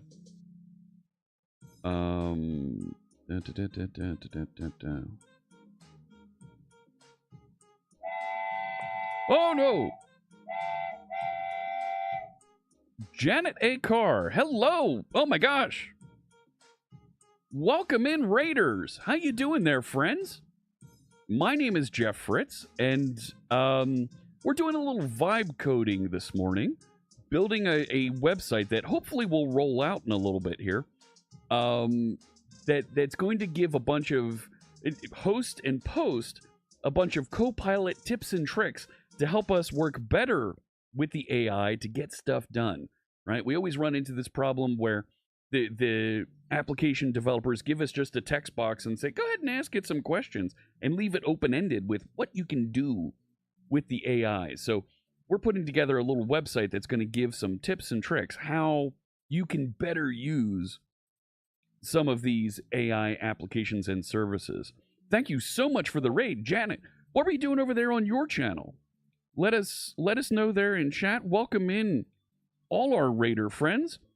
I'll drop that shout out. Thank you so much. Really appreciate you bringing your viewers to join us over here. I prefer working in C# and using deploying and working with Linux-based tools. We're going to eventually deploy this out to Azure. She was procrastinating. I think every good developer procrastinates to a certain extent. And quite frankly, God, I don't want to sound like I'm being salesy, but I was procrastinating on one of my projects, and I threw it. I was hand coding everything, and I threw in the towel, and I said, how do I move forward with this? And I asked Copilot, how should I move forward with this project? And I let it analyze the project. It gave me some concrete ideas and even suggested starting to code the next steps. I let it go to it, and it helped me break through that writer's block. Really great stuff. So I'm really happy with how I was able to get that assistance and feel better about the code that I was writing. So yeah, it put this.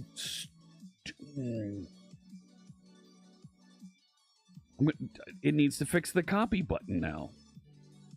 We did get the better code font in here, so I'm going to mark that as done.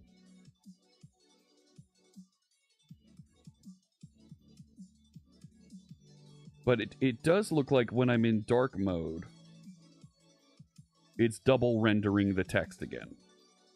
Choice paralysis is real. Totally agree, Bedro. Totally agree. Thank you for the follow. Appreciate you helping out there with a follow. Hello. Yeah. Look, we all procrastinate to a certain extent. It's natural. That's okay, right? We all work through that. So I take it Janet had to raid and run. It is. It's my follower notification is the Steve Ballmer infamous chanting of developers. So, yep, that's what it's doing. It's welcoming in new developers by chanting developers. Oh, okay. It's still preferencing .NET Run. Look at that.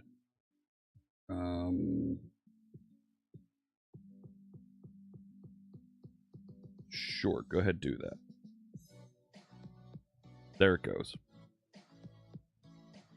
Right?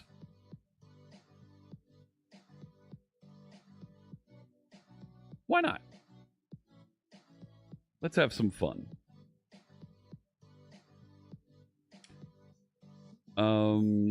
We lost our color in the highlighting.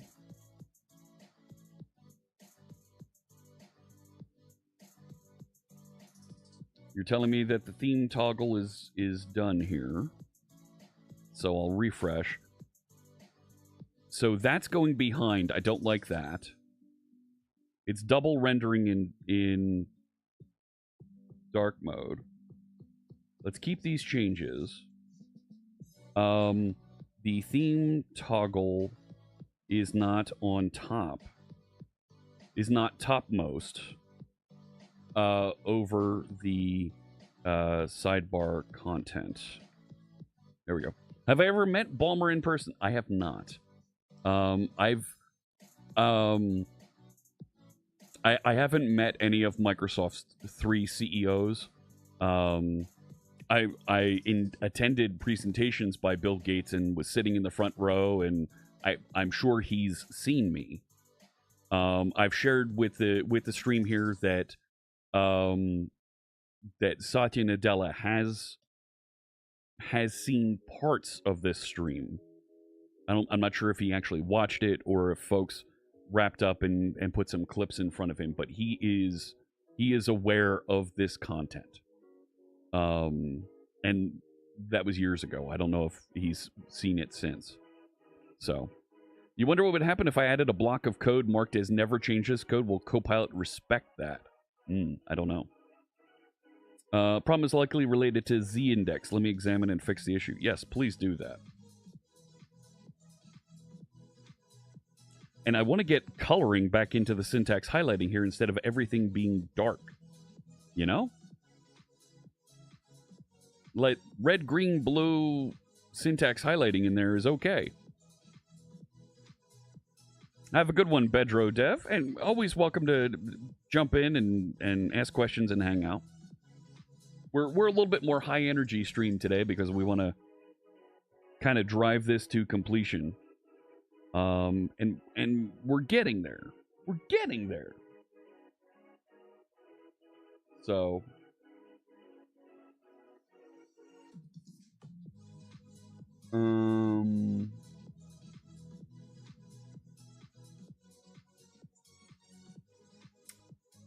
and really? Doing a lot of examining here. Give me a solution there, friend. If using Visual Studio, you can add a dependency and connected services to the project. It'll run when you run and debug a project. Yes. Yes.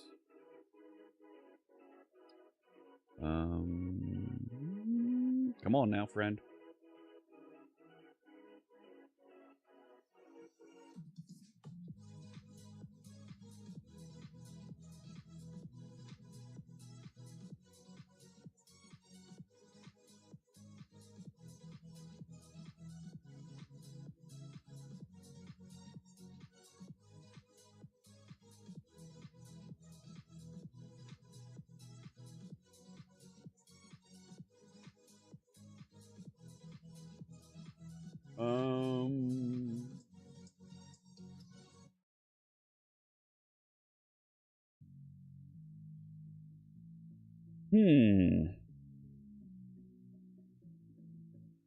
Yeah, look, it's started over. Why C# if I'm primarily using Linux tools? C# is a statically typed language that works very, very quickly on Windows, Mac, and Linux. So it gives me portability to be able to build web applications, mobile applications, cloud-based applications, desktop applications, and I really, really like the descriptive syntax.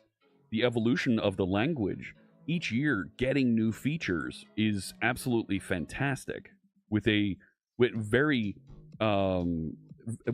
large community that is growing and adding new libraries, packages, and features, with companies out there that are dedicated to building third-party components and capabilities that add into this stuff.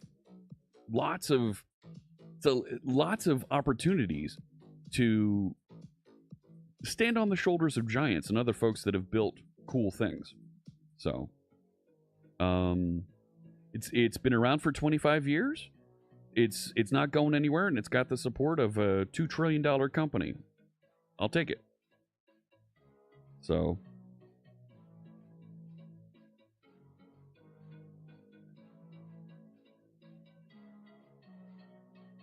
oh, taking a look at this, if it's the sidebar causing the issue. Okay.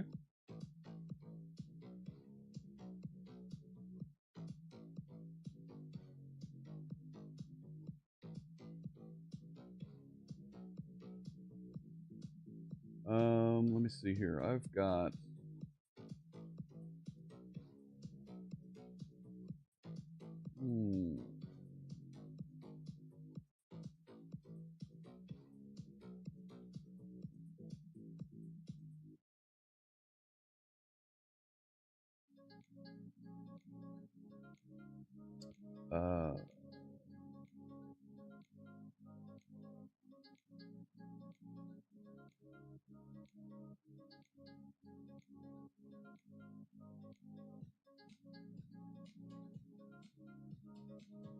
1 second here.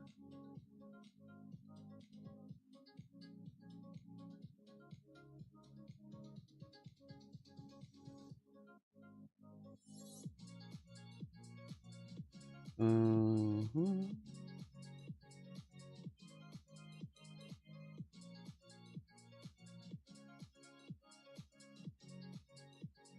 There we go.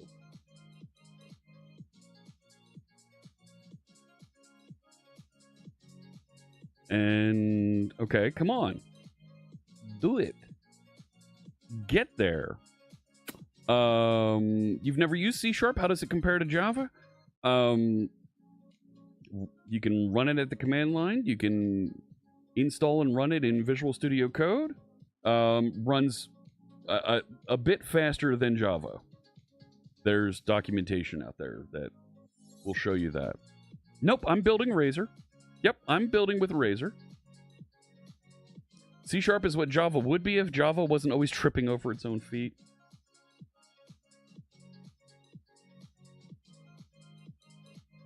So, still working on the Z index here. This is something that should have been touch 2 pieces, see if it updates.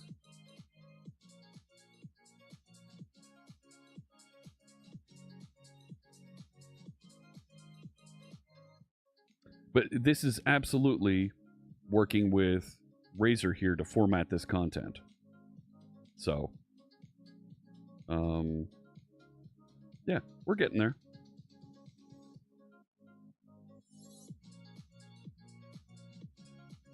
Yeah, you said you were just going to do that. Do it. C# actually has good IDEs.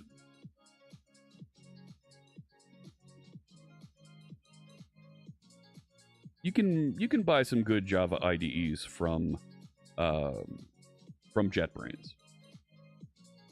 So update the okay, fine, do it. The copy code buttons have the proper Z index. Yes, go fix that. Because that was going to be the next thing here, is these copy code buttons look like trash. Like, come on now. I don't want the code font selector.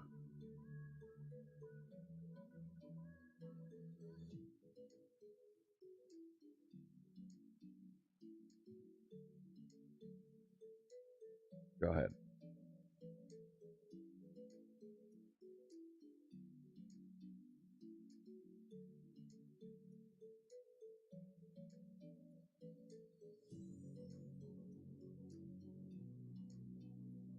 All right, and that's better. Light, dark, auto. It's still double rendering the code in dark mode. Okay. Keep these changes.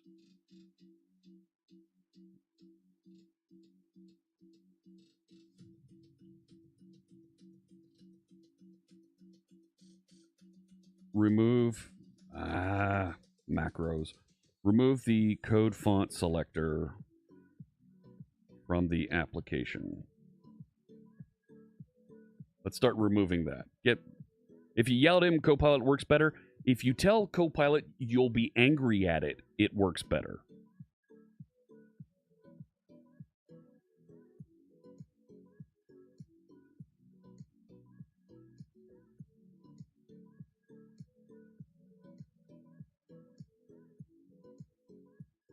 I don't want you to update. Remove it. Copilot gets nervous as the number of viewers increases. I don't think Copilot knows the number of viewers. Let's tell it.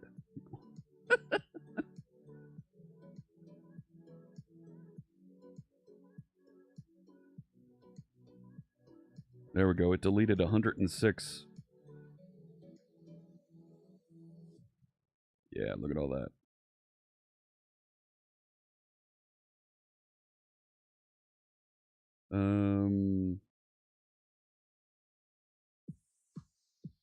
Sure, go ahead and move that.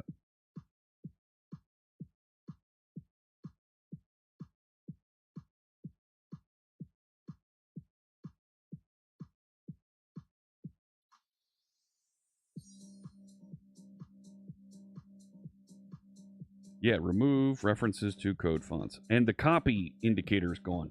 Good. Yeah, develop angry. Rawr. Oh, you didn't know? You gotta develop angry. Is there a voice mode on that? Would be great instead of typing prompts. There is a microphone right here that you can use to dictate. Yes. I like to use the Windows native dictation, though. But to each of their own. Back in the land before time, you programmed in Java using Eclipse. You thought Java was great, then you switched to C#, left the darkness behind, and bought a watch. Is Copilot going to do the code review also? I don't know. Yeah, remove the CSS styles. Good, do that. Yep, go ahead.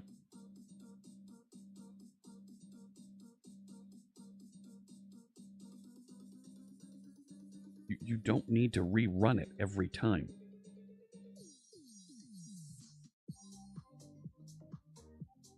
Hot reload is enabled. You don't need to reload it every time.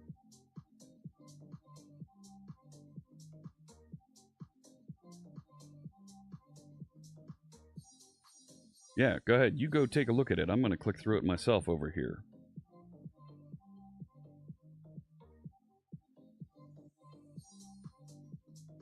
You need to get rid of that. That works.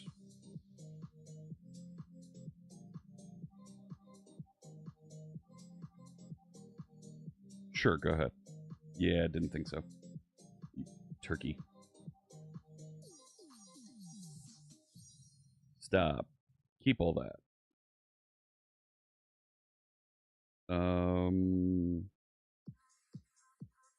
All right. In dark mode, the text in the syntax highlighting is double rendered. Is that a blog? It's going to be blog-ish. And there is a Copilot plugin to review pull requests. Yes. I don't have any pull requests yet because I haven't published yet, so there isn't really a need to. I'm still working on the main branch here, getting that first instance ready to go.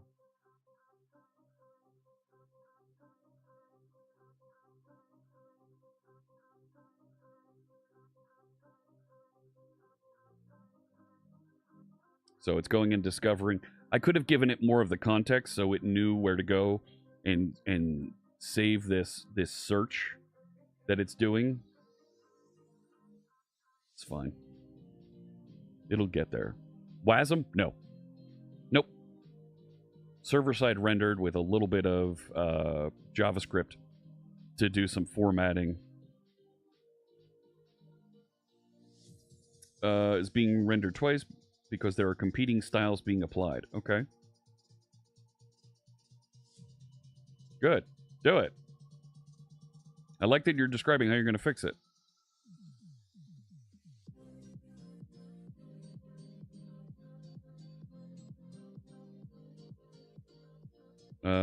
Okay. What's this over here? You can go away. Close others to the right. There we go. Sure. I don't think that was needed, but okay. Ooh, look, colors. Style rule to guarantee proper text rendering. Yeah, that's in the same place. Properly override Prism.js default styling.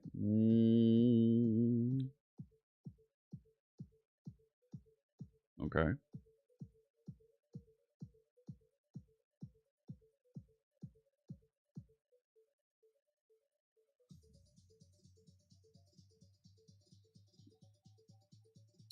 Yes, but it didn't do that yet. Let's see what we get. So,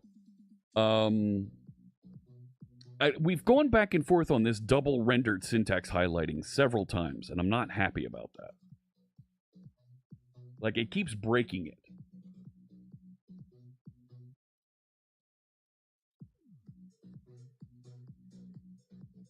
Do we need to dispatch a custom event? Why?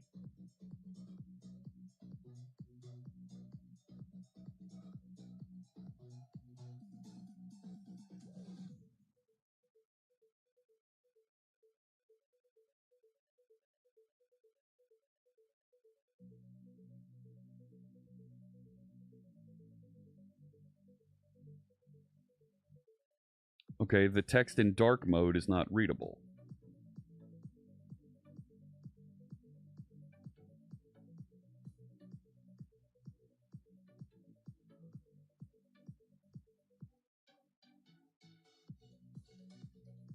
Where is it? There. In dark mode, some of the text in the syntax highlighted sections is not readable. Period. The font is black for some of the syntax.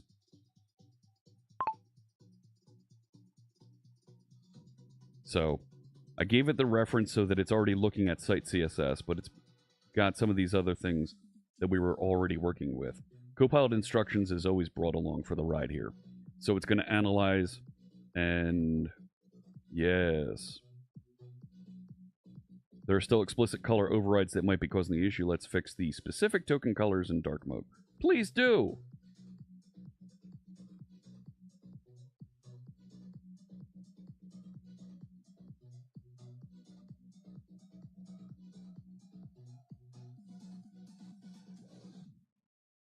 So when it is dark, then it's going to be light.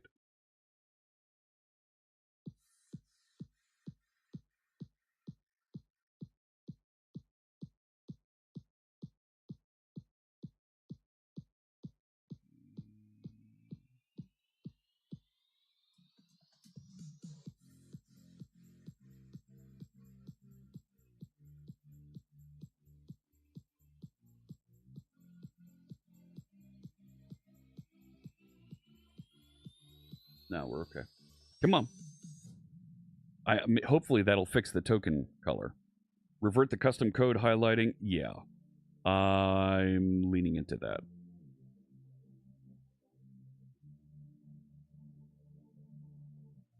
MSDN subscription which contains C# dev kit on VS Code make a difference? I don't know. How does one learn about proper CSS styles to handle light and dark mode? Is it just a personal preference? Yeah, I think it's a personal preference. How you doing, Greenish Pepper? Hello. Come on, get those... Right, the tokens are all forcing color here, and it's annoying. Yeah, there we go. It's my Old Bay seasoning hat.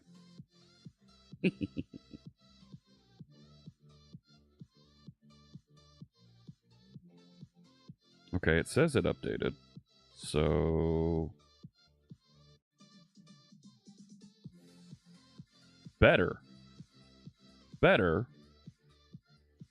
We've got to fix the copy button that it put out there. Operators having a background color is kind of weird. Almost done my coffee, too, man. Thought it was Pennzoil? Nah. Old Bay on wings. Now, that's interesting. I haven't tried that. That would be good. Yeah, comprehensive override. So hopefully that gets the operators also.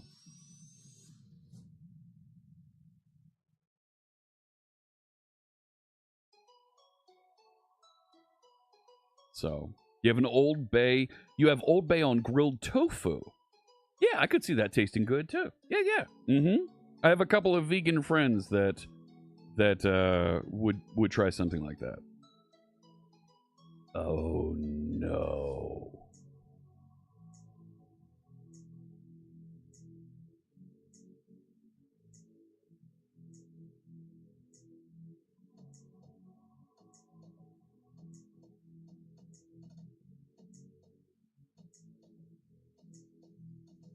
Okay.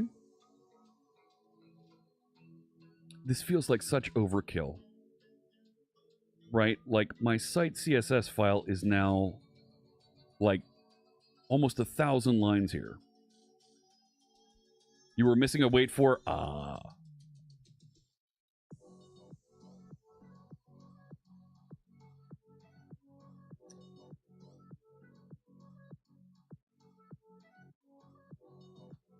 So we're still not perfect with that. How are we on light mode? Okay. All right.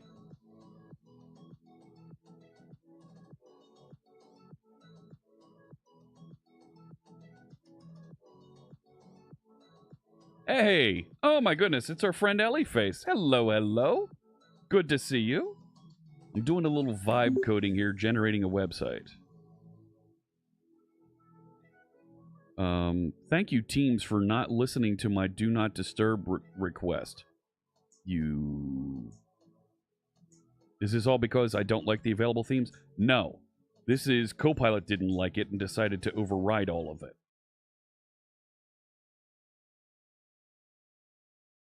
Like, part of me says, gut it like a fish. Yeah. You have a meeting in 2 minutes? Oh, yeah. Definitely enjoying the vibe. So, I've got to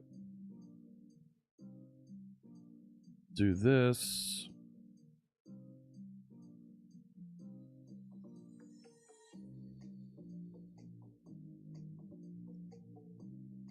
Okay. 1 second here. Mrs. C# Fritz has some...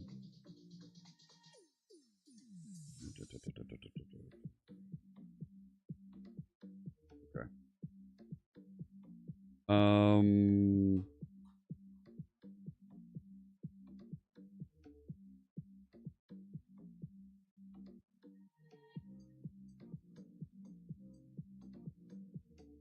Let's clear this. Let me add back in details. And what was the copy? Right, I thought there was a... Yeah, code clipboard. There it is. There are 2 copy buttons that are rendered on syntax highlighting. Remove the icon one. Here we go. What tool am I using to talk to my machine? Windows H. On Windows 11, use Windows H, and when you have your cursor in a text box, Windows key H will open this little gimmick right here. You can hit the gear and make sure you set the appropriate microphone here. You might not have 14 different audio inputs like I do. Might not. You probably only have 2 or 3, but that's me. It does work on Windows 10 too. You're right, Chuck. Yeah, that's a good tip. Yeah. Windows H will let you dictate text into any text box. So Visual Studio Code, Visual Studio, your browser, Notepad. I use it with Obsidian a lot. Word, Excel, PowerPoint, all the things. So it's really good with that. So,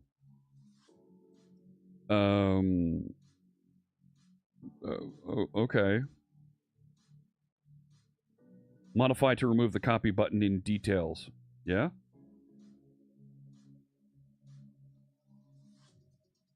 I don't think you actually did something there. Like, you put a note in there, and I don't think you actually did anything. That's better. Right? No, it's back! Does it work offline? Yes. Yes, it does work offline. Mm-hmm.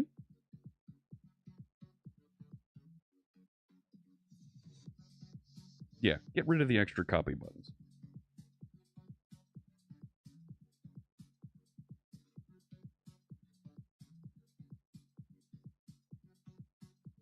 The duplicate copy buttons are coming from Code Clipboard.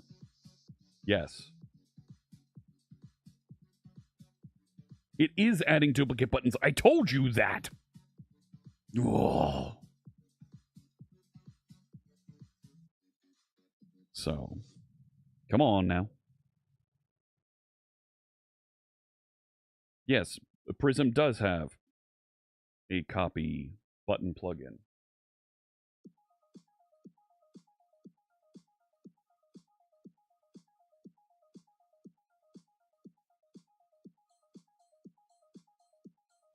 I believe you found the issue. Prism is adding its own copy button. Right!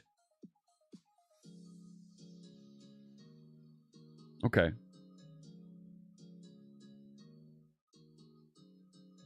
So what did it add here?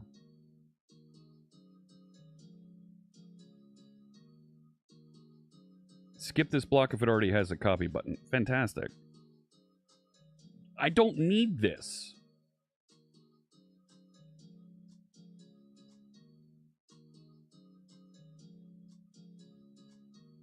On second thought, remove the code clipboard script because details CSHTML already handles adding a copy button to the syntax blocks.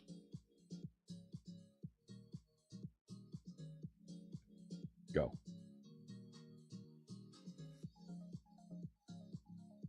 Like it's iterating and generating this like hundreds of lines of code. Like, I don't need this. Go remove it. No, you don't need to confirm. Do it.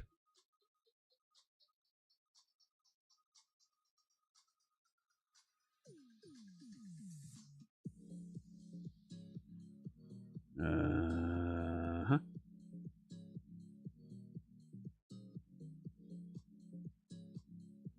Right, this is where I have some frustration.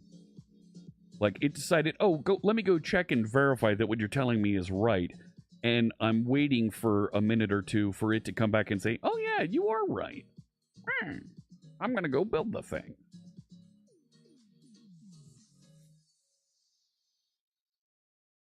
Like, what, do you think I'm lying to you?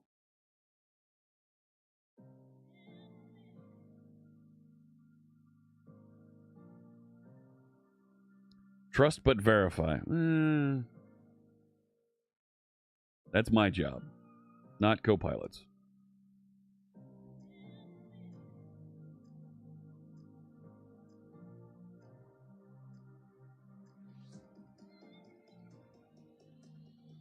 Yes. Go ahead, remove it. What did you remove? Good.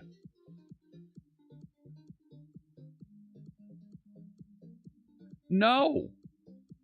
No.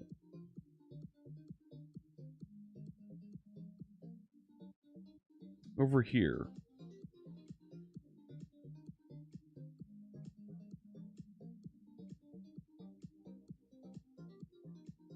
This. Delete. This. Delete. Rebuild it. I teach you.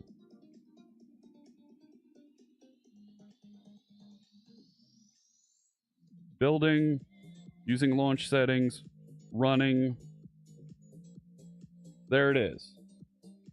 One copy button.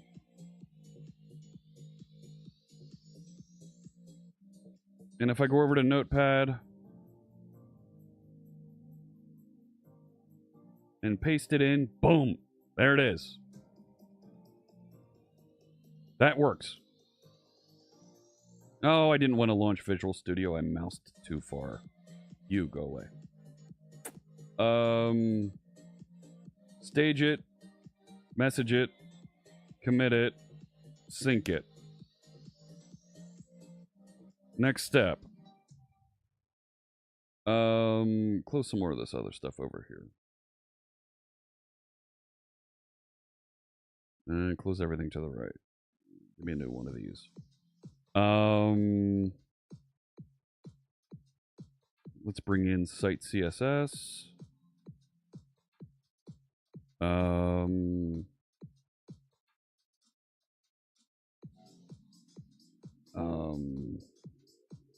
Why have we overridden the default Prism styles for syntax highlighting? This feels like we did too much and can rely on the defaults. Go. Thank you so much for the follow. Shellforge, welcome in. And let's get this to clean up and revert that. And we'll add things like robots text, a front page, like blog feed, an RSS feed, and we'll do some more. Simplify by using Prism's built-in themes. Yes. Yes. Simplify by using the built-in themes.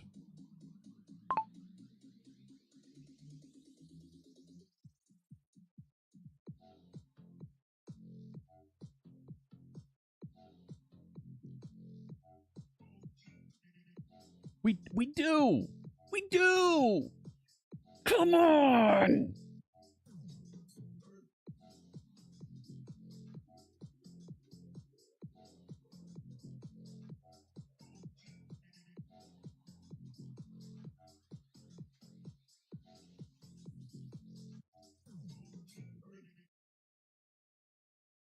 Prism is included in the layout already.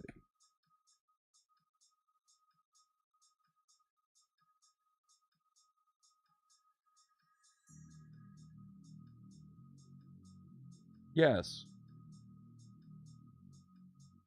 And since I've already committed, there's really no risk at me saying remove this and revert.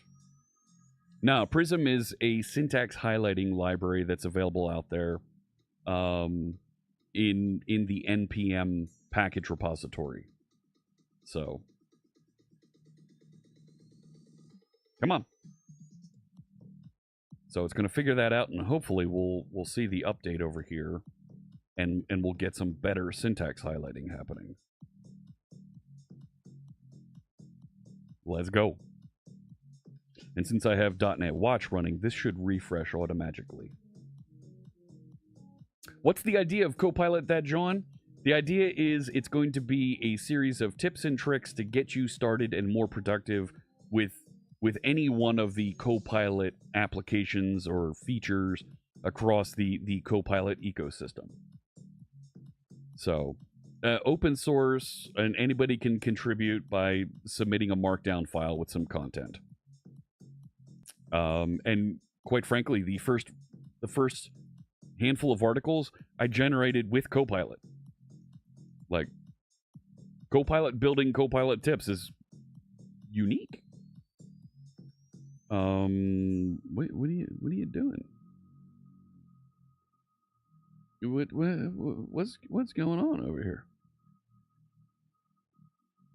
Wait, let me explain something to you. It's taking a long time.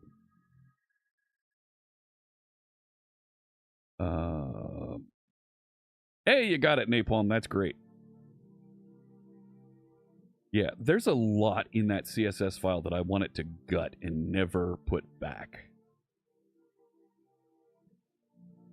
That sounds like I'm talking like Smeagol there. Look at that, minus 375. But I'm attempting to completely vibe code this because it's a meme website that I want to launch and just not have to worry about maintaining it. It put the damn copy back in.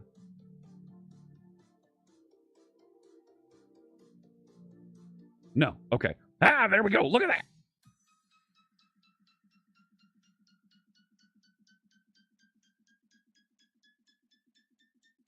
Going to update it to handle Prism theme switching as well. Okay. Sure. It does exist. They do exist.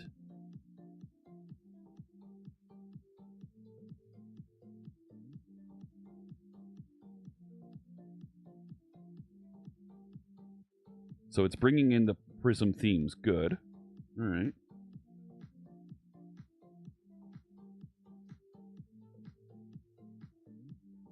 Okay, so you know what's in it. So now it's going to generate the code to add to this.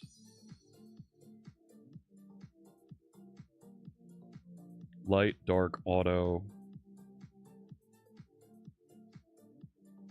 And there's the button and how it works.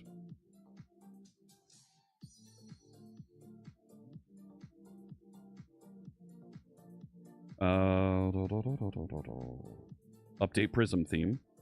There it goes. Cool. Nice.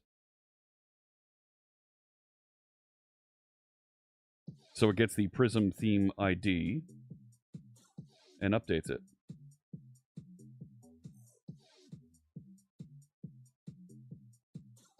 Which is this link right here. So it's just going to reach in and touch and update that CSS.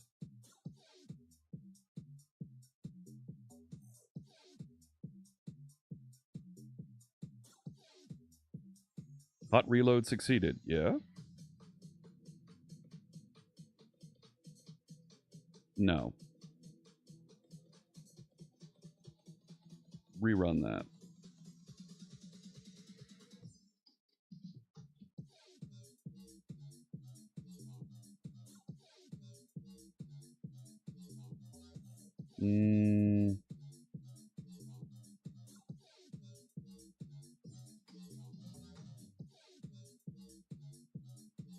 There we go. Still looks good. But when I go to auto, it's just kind of...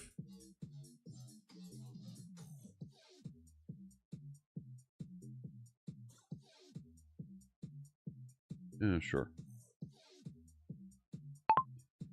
When I use the auto theme, the syntax highlighting makes all of the code light or white. Can you update that so it actually uses the Prism theme? Question mark. And something in here, and when I pause, it doesn't address that.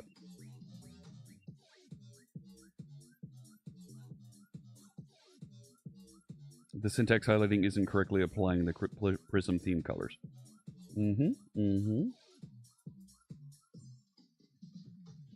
Sure. Go fix that. And that'll take care of that. And we'll take a look at...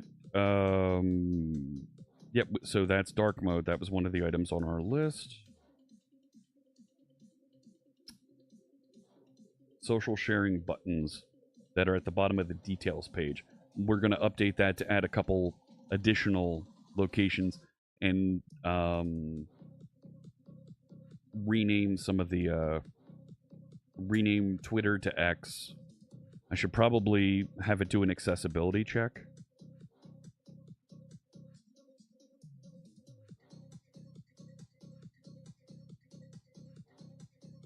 So... there's a duplicated causing syntax errors. Right.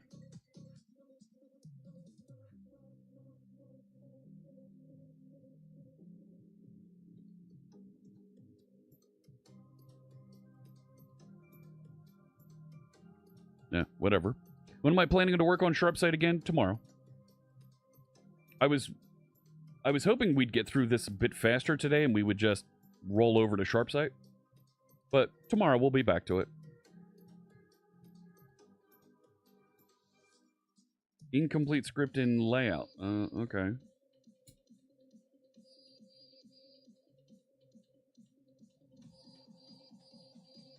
That's a lot of scripts that it's referencing. C#, JavaScript, TypeScript, PowerShell, JSON, Bash. Okay. Oh. And YAML.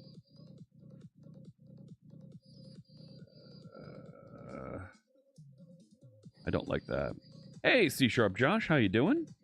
Why am I using Visual Studio Code rather than Visual Studio? I feel like using Visual Studio Code. I just feel like it. So,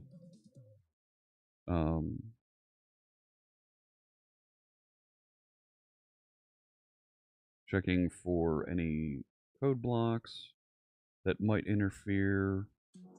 Yeah, let Prism handle the background. That's good.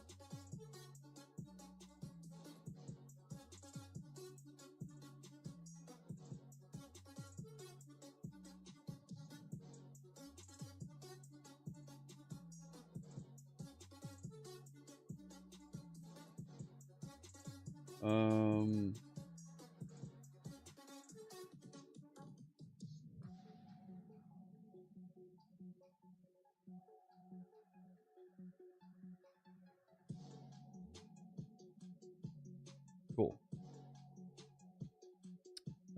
Still token overrides. Yeah, come on, fix this. So,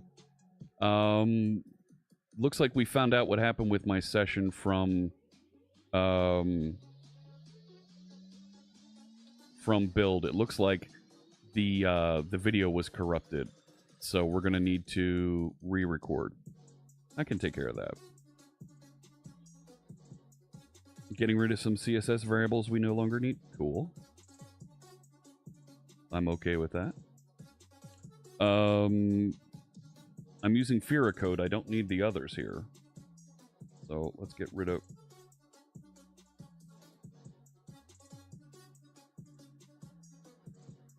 Let's get rid of JetBrains Mono. Let's get rid of Source Code Pro.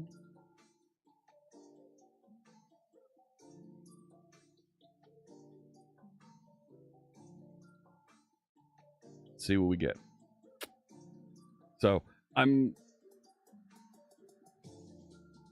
general, I'm very happy with the code that it's generated and delivered for us so far.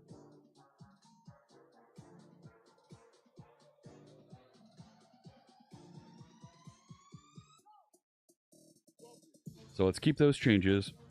I'm going to force it to do a rebuild so that it recaches all of the JavaScript. So I'm in auto mode. There we go. That's much better syntax highlighting. And if I go to light mode, still good. And dark mode, yeah. Yeah. Hey, VVG Online. Yeah, you like that? Okay, good. I'm going to commit these changes.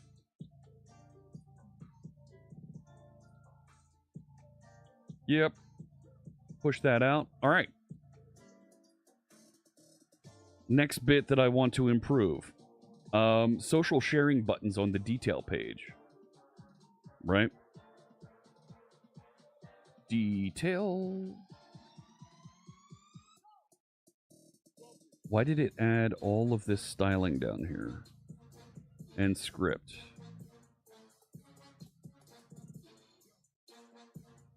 Okay. I'm not going...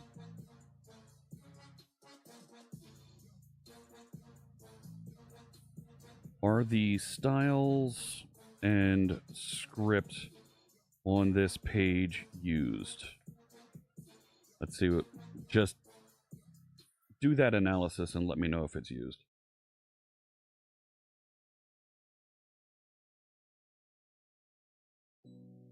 So, like, that's 300 lines. Get rid of this stuff if it's not used.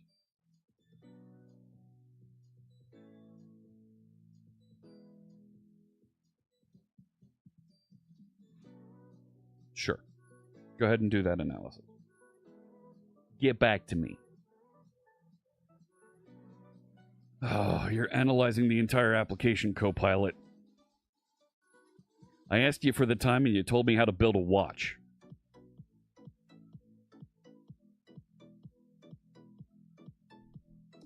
Come on now. Hey, Kugnar the Rogue, while this is running, let's answer your question. You're wondering if Copilot could help you at work? I've been working on a 15-year-old ASP.NET project trying to move data access from stored procedures referenced through an EDMX-generated data context to calls to a web API. Would Copilot be able to help track down all of the references call sites for the stored procedures so I can make sure they're converted correctly? There is a SQL Server MCP that you can install that will help you connect to and discover and work with those stored procedures. It'll prompt you for access credentials to get into the database to look at those stored procedures, but there is a way to get it to examine those things.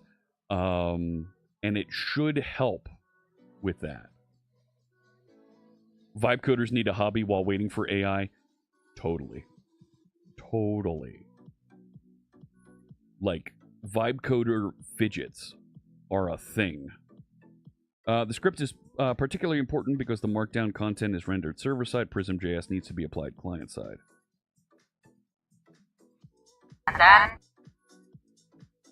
And then I guess it works? I guess it works? Like, it didn't make any changes there, so... Alright, fine. There are social sharing buttons at the bottom here. Where'd it go? Yeah. There are social... You know what? Do this as a new one. Social sharing buttons on this page. Update the Twitter button to be X with appropriate URLs and add buttons for Mastodon and Blue Sky. Let's see what it does for us here. NS Linter has said they've used database projects in Visual Studio. Helped a ton on a similar task. There you go. There you go.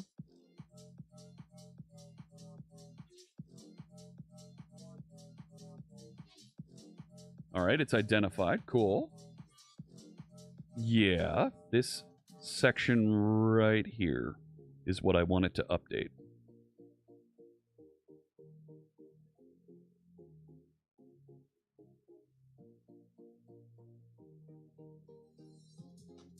Here we go. So it renamed it to x.com. Okay. bsky.app. Share to Mastodon. Nice. Adding some CSS for the buttons. There we go. Yeah, good luck to you, Kugnar. Let us know how it goes and if that was successful for you. There might be folks in the future that have a similar problem and we'll be able to refer them appropriately to your solution. What? Add the JavaScript button for Mastodon. JavaScript function. Sure. Sure. Do it.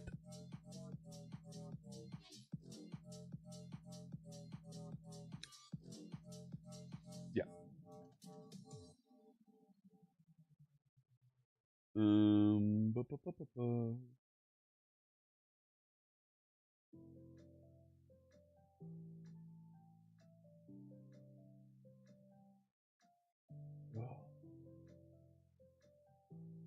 All right, fine. Yeah, go ahead.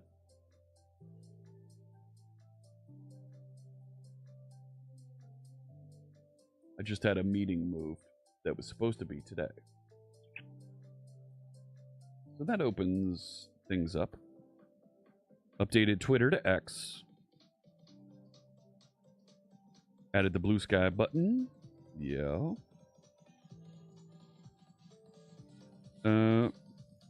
That looks appropriate. Let's take a look. There we go. X, LinkedIn, Blue Sky, Mastodon. That X is really hard to read. The X button is really hard to read in dark theme. See what it gets. You gave up on vibe coding on SQL, as while vibe coding for a full day, I didn't really understand what the SQL code did. So that's a fantastic point, Fuel Snable. Let me show you, after this part is done, let me show you what we can get out of this. Yes, Kugnar, MCP, Model Context Protocol.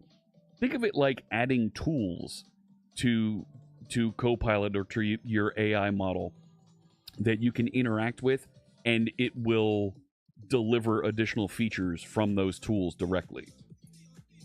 You're going to add a custom style for the X button? Okay. Okay. To use the new styling? Okay.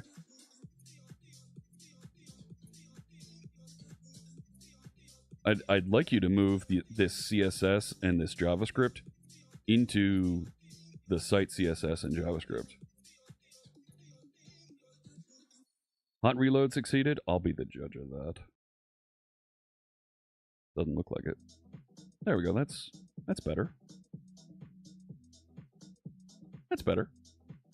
Right, and if I click this one, gives me an intent to tweet. There we go. Nice. How's Blue Sky work? Yeah, there we go. That's not right.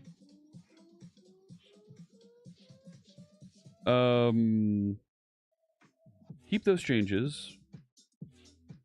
The Blue Sky sharing button does not properly... I could ask it that, but why don't we just go look at it? Like, I'm sure we can solve this quickly without going through it. You know what I mean? So here's Blue Sky. Text equals at URI escape string. And URI escape string. This right here isn't being evaluated. Hey, you move down here.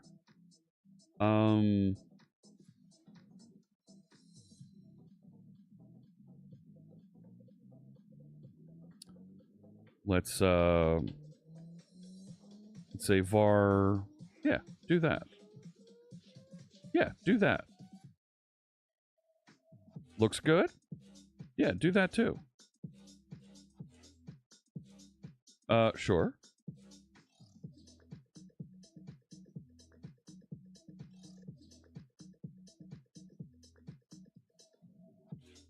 And hot reloaded already. I'm still going to refresh. Hadn't come across that yet. All right. Yeah. The Playwright MCP is what I'm using to have Copilot actually navigate the browser. So let me make sure this one still works. Text and URL. That looks good. Okay. Blue Sky was the second one that I tested. It did not include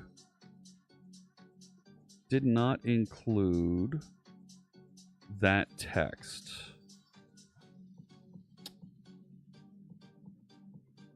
What if I just put space there? Right? Refresh.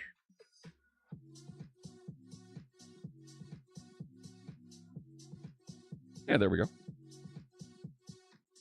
that works. Yeah, discard the draft. All right. How about Mastodon? I think I'm Mass.to. No. I'll have to figure out that one. LinkedIn? How about LinkedIn? LinkedIn's just passing a URL. No. Hey, look, stuff. Let's see if we can get it to clean up. The LinkedIn button isn't properly passing. Hello! Text to... Walter just resubscribed for 63 months. Thank you so much. My goodness, 63 months. I really appreciate it, Walter. How are you today? Let's see if we can get that cleaned up a little here.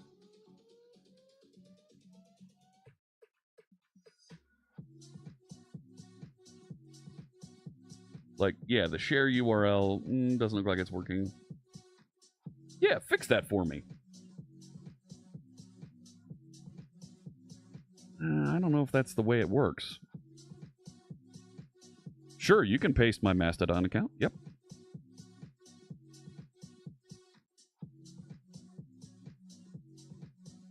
All right. You're telling me that works. Back over here, this. No, I'm not bird.makeup. No, that's not me.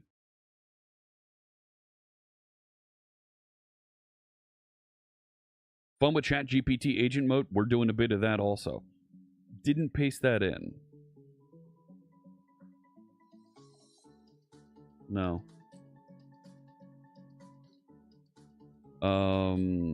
That update didn't work, comma. It's not pasting in the text to the LinkedIn website. No, my Mastodon is... I thought it was mass.to.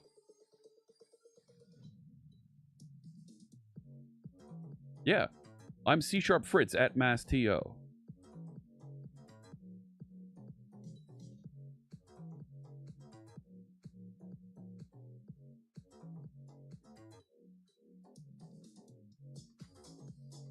That's me.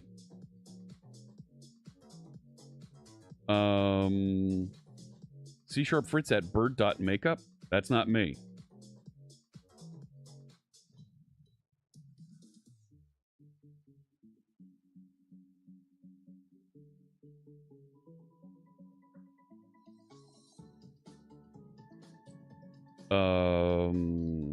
Okay. Mastodon.world? No. I'm on Mass.to. That is not right.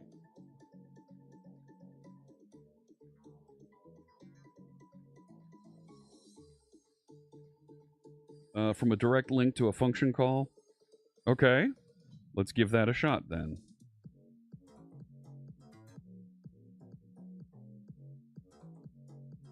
LinkedIn.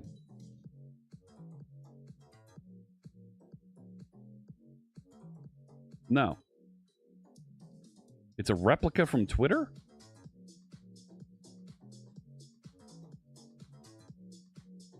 I didn't authorize that. That's not working. Blue Sky's working.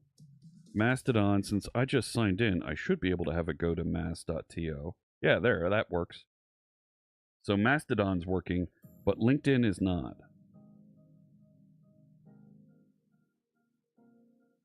Yeah.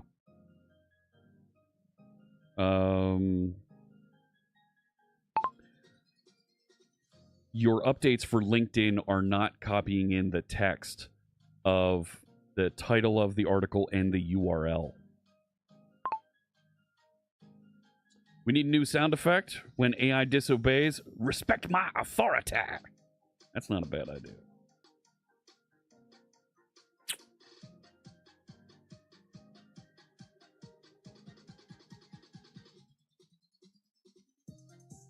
You haven't seen href JavaScript links since the 2010s?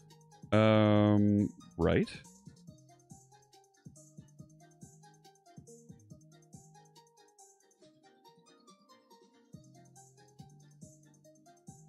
You've completely revised it.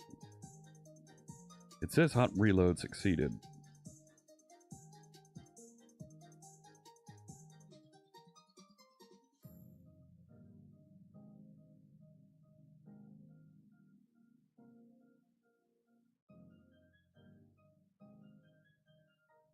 No. Let's make sure it actually rebuilt.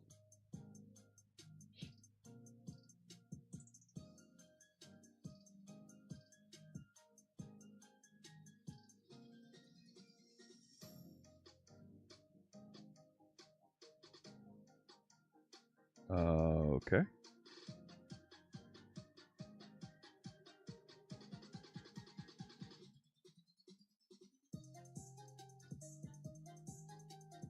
No. And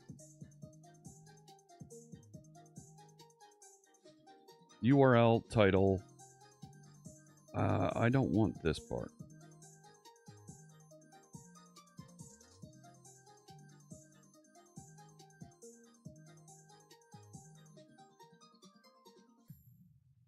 Refresh.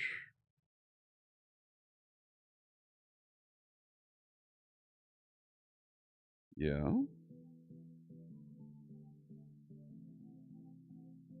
Okay, LinkedIn. No. I'm going to toss in the towel on LinkedIn for now. And just take that as an issue to fix later.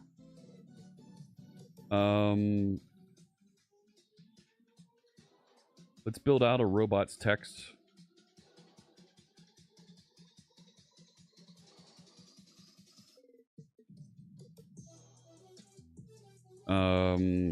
Create a robots text file for this website. I'm using 3.7. I got rate limited on Claude 4.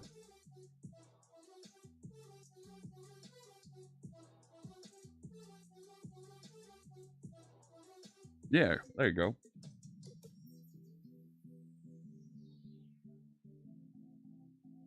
And it should place one right in here. You always tell the AI I'm disappointed in it and it doesn't work, but I'm moving on. Oogly booglies, I've actually had that help.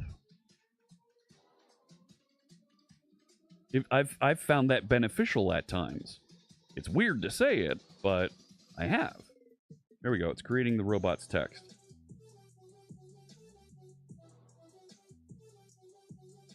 We need to generate a sitemap.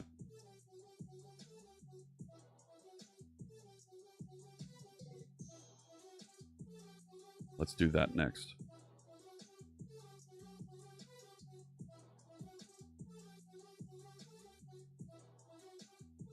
Cool. We also need a sitemap for this website, period. Add an API endpoint that will dynamically generate the sitemap XML file.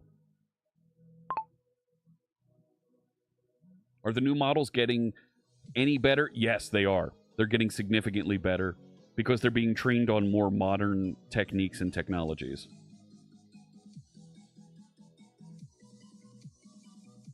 Sure, go ahead.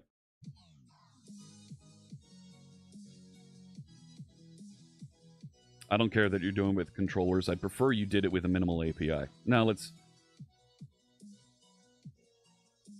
I would prefer if you built the sitemap API using a minimal API syntax.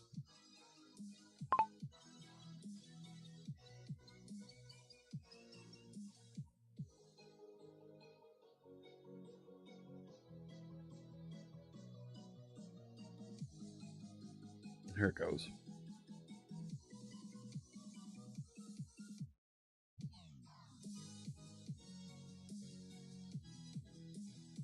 Let's move you over here. Close this one. We can watch what it builds.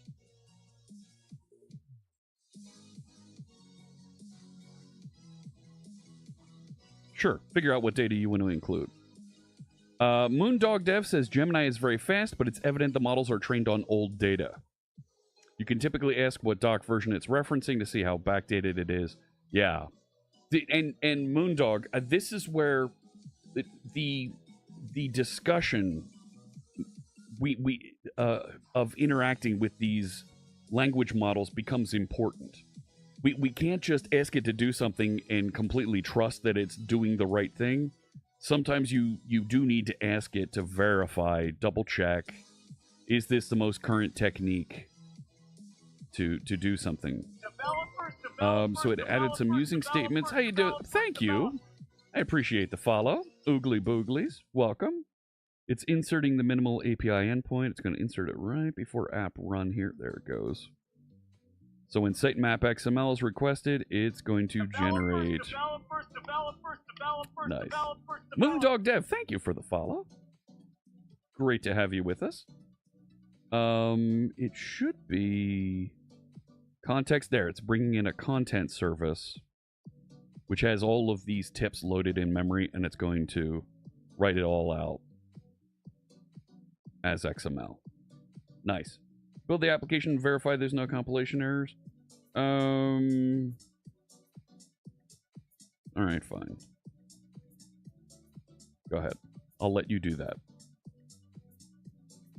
So here it is, building down here. Build succeeded. Go ahead and get it running again. You can see it succeeded.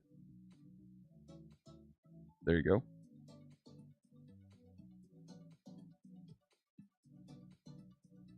Yep. So there was a comment earlier, and let me do this step now.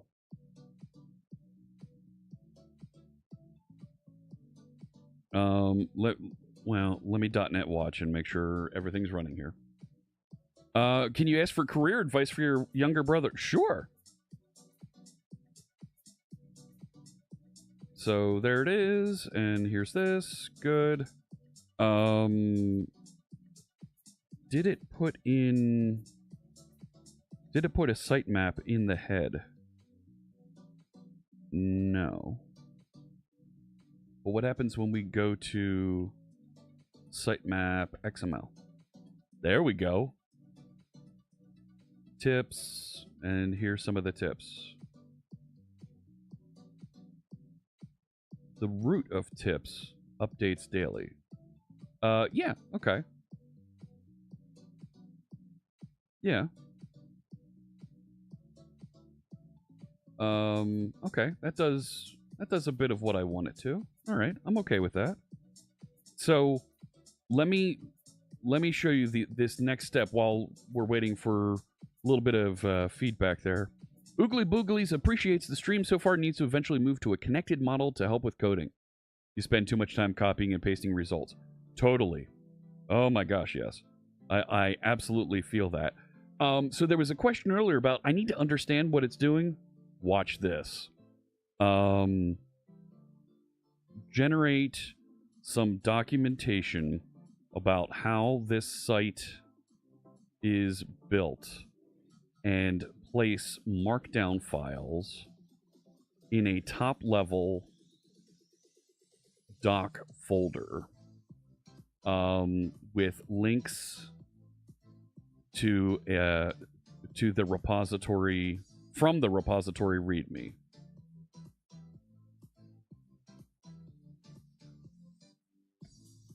There we go. And it's going to generate documentation about all the stuff that it's written and write it out for us. So, how's it going, Eric? Good to see you over there on YouTube.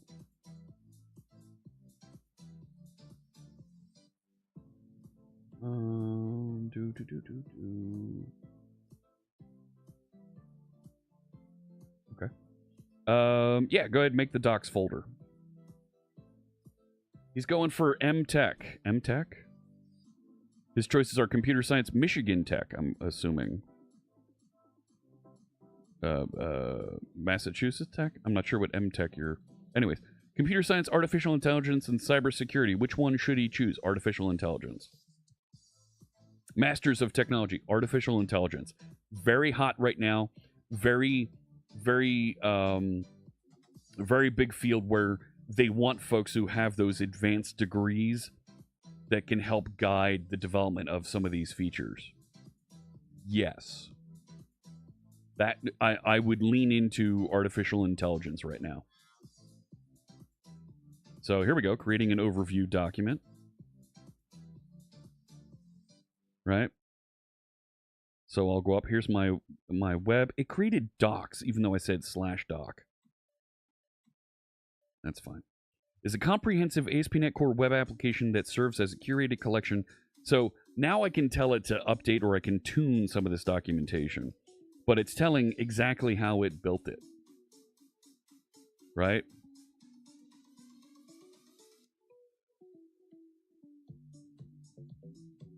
So, hey, Jean Valjean, Coder 24601, good to see you. Welcome. Hello. Is there any tool you know of that can grab all the linkages and build a quasi-RAG to feed an LLM to query against? There isn't a tool that I know, but I've seen people add that into their semantic kernel configuration and other AI interactions. So here it's writing about the technology stack, right? Content management. I'll bring that over here so we can see it. So directory structure, tips, tutorials, tools, guides, news. We'll figure out that stuff at some point in the future. File format, main content title, front matter fields. Like, add new content. Create a new markdown file. Add the required YAML front matter. Write your content using markdown. Content will automatically appear on the site. You like the YouTube comment bot? No, that's Restream. That's the Restream service that's syndicating the broadcast from Twitch to YouTube. That's a feature of their service that automatically sends the messages that are written on Twitch to YouTube, and from YouTube back to Twitch. It does that whole pipeline for us. Development workflow, cool. Love it. So, yep.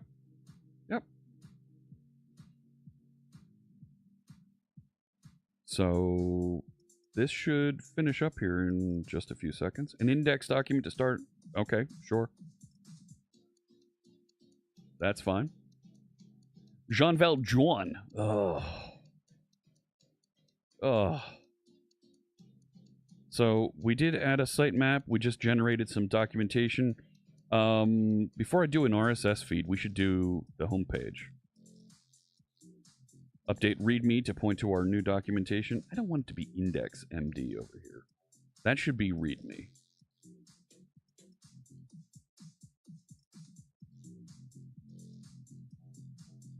But the fact it's generating all of this code for me is fantastic. And it's typically pretty good. Yep, summarize all the stuff that you did. Go ahead. You're laughing way too hard at that? That's right.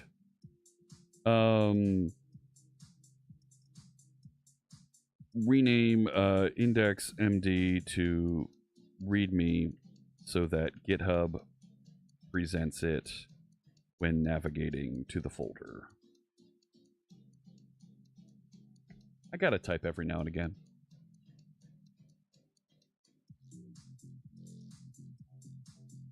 Right, I also wanted to update the references to it, so go ahead and do that. Yeah, go ahead.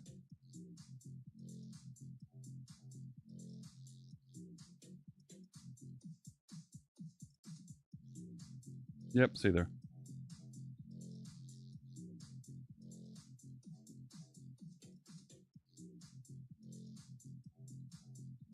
Good. Close to the right. And come on now. Check to make sure there's any other internal references. Sure. You don't have to.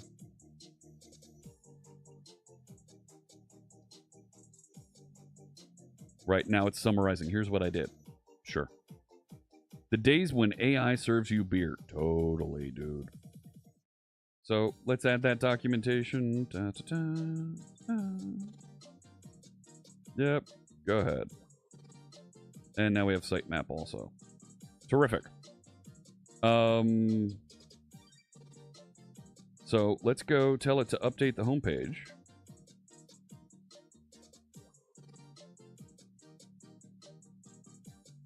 Bring this over here, do this, get rid of that. We're gonna work on a new block here. Let's build out the homepage of the website so that it contains an initial paragraph or so from each tip in reverse descending order so that the most recent tips are first on the homepage. Watch what it generates now.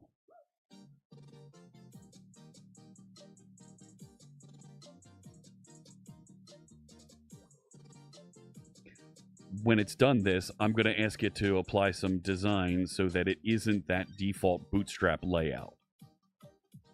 So, is it possible to do a .NET app on Linux? Oh yeah. Oh yeah. In fact, this app, when I publish it, I'm going to wrap it in a Docker container and publish it to Azure Container Apps. So, and to be clear, this is building console or services or web applications for Linux. It can do that. There are other libraries out there that will help you build desktop applications that aren't managed by the .NET team, that are available for you to work with. So, and before I publish this, we should add some output caching and other things to make it resilient to lots of hits. So, sure, check to see how they're displayed. Go ahead, be my guest.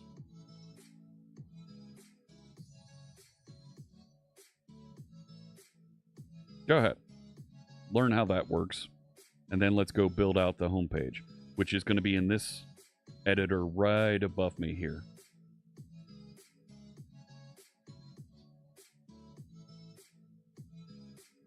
This is exciting. This is really cool what it's getting to here for us. Yep.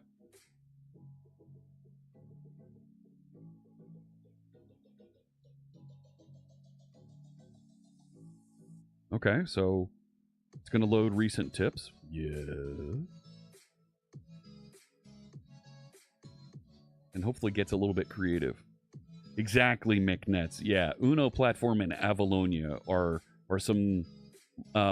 There's some companies that they're producing open source libraries that will help you. Open source libraries and frameworks actually that will help you build desktop applications on Linux. So, yep, updated to create a modern, attractive homepage. Fantastic, fantastic. And then I'm going to ask it to apply a theme to it. No, .NET MAUI will not give you a Linux application.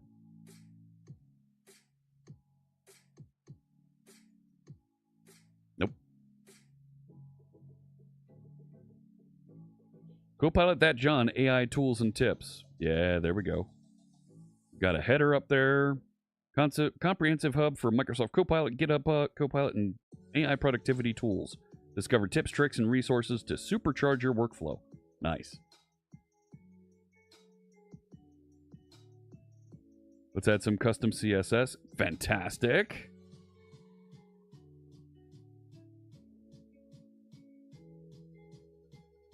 So I don't have .NET Watch running in the background. So let's do that real quick. So we can see what it's doing. Back over here. So when it's done, it should open here. There it goes. Ah? Ah?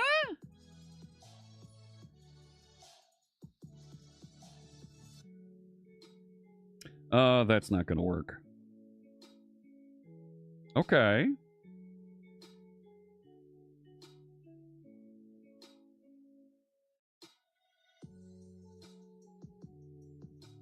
Yeah, go ahead, continue. Sure.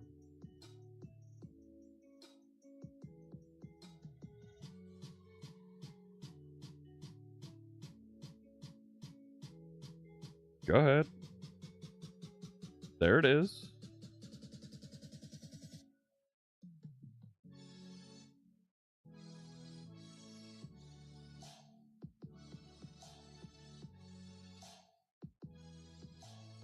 Okay. Create some components that'll make the homepage more engaging. I'll create a section to showcase popular AI tools. Really?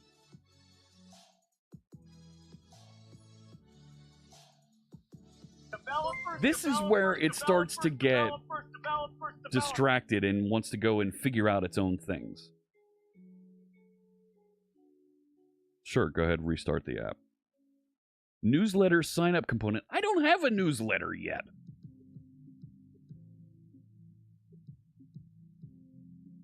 These are some hallucinations, yes.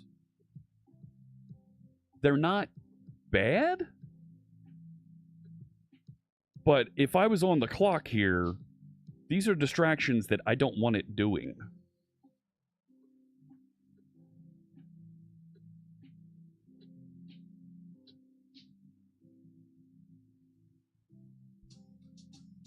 Yeah, the updates that Project Uno just delivered are really cool. A designer that runs natively that you can load and interact with is very cool.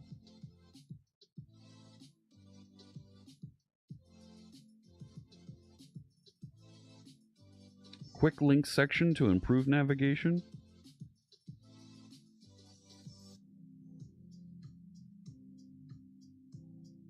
Okay, it's still building.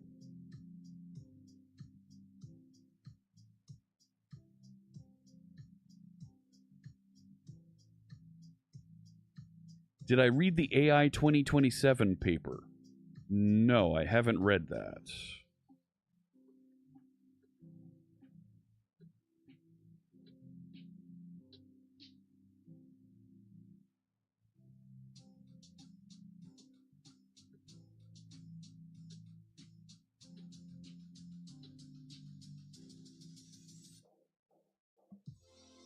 I'm going to spend some time looking at this because that sounds very interesting.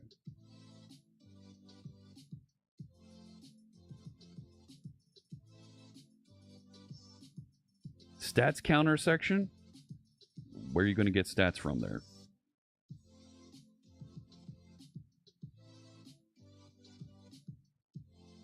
Look, it hard-coded. Oh, no. No. That's okay. Hot reload succeeded. Yeah? No. No.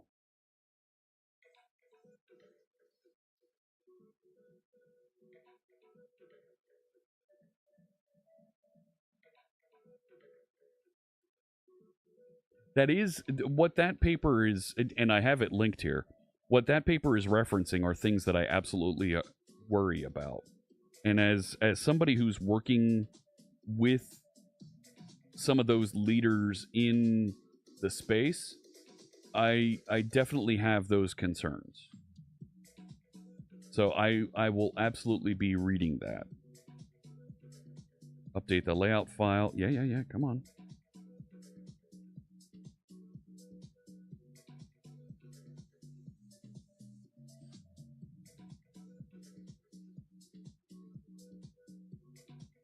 View component could not be found. Womp womp.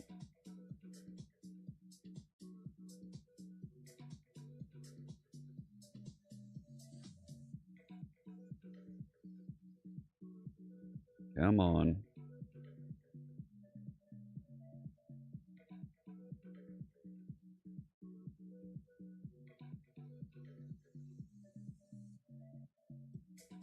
It's gone too far. It's done too much.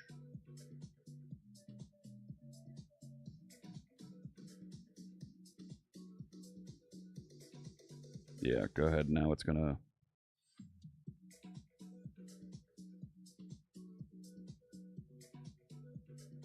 Gonna try to run this, and I might not be able to publish this today. But I'm gonna have it. I'm gonna have it running later today. So, come on now. Ah, there we go. Get the view components registered.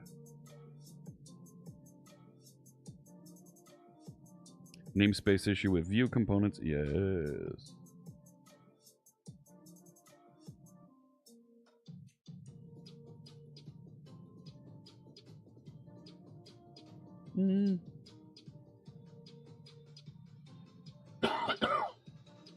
Come on now, almost done.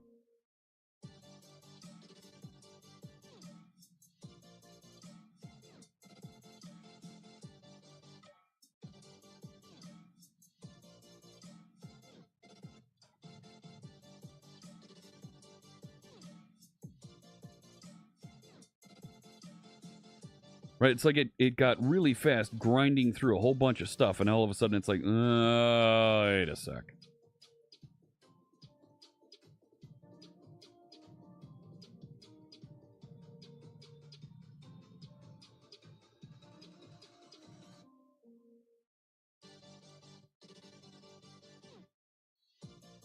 Okay.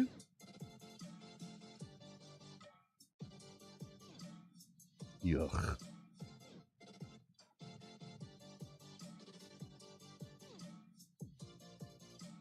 Working on it. Working on it.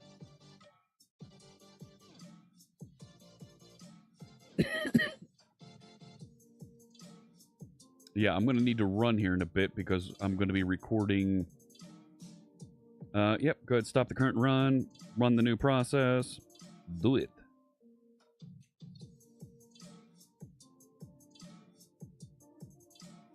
It's checking to see if it's running properly. It opened a new browser for me over here. Ooh. This section doesn't look right. What is this? Featured tutorial. Really? There's a tutorial?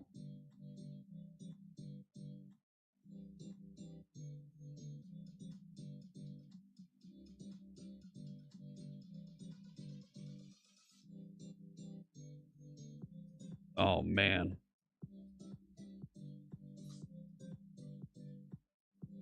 If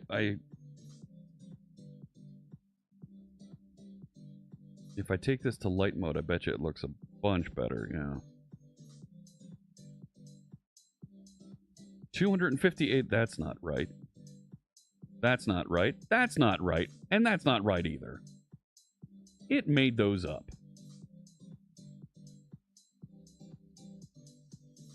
Yeah, this isn't...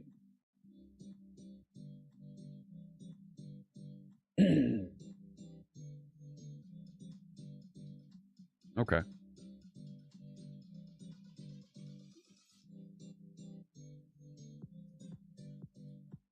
I could stop it and tell it to remove some of these sections.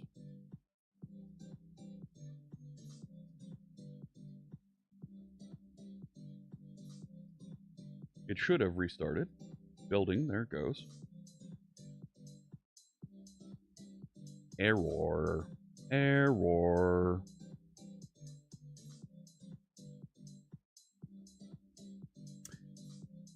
It did say it wanted to put some impressive numbers. It didn't say accurate numbers.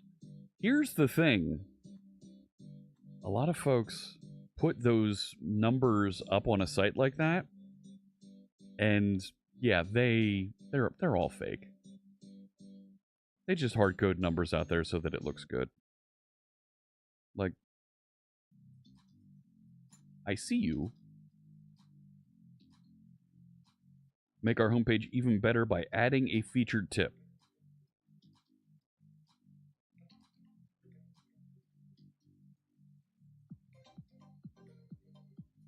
No, it's not building.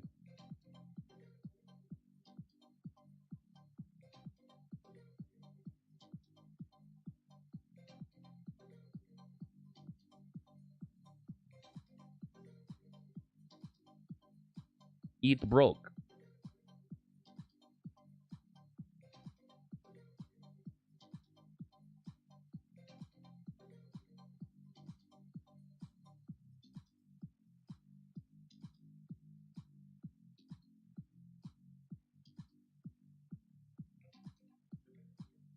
It's still not going to work because it's looking for things that don't exist. Hopefully it comes back and discovers that and handles it. To use our real... Where are you getting these real counts?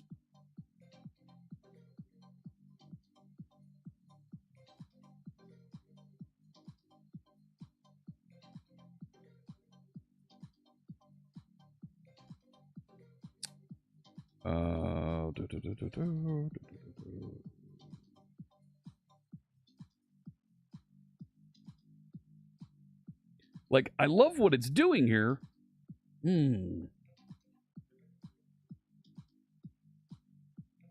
But what's it doing here?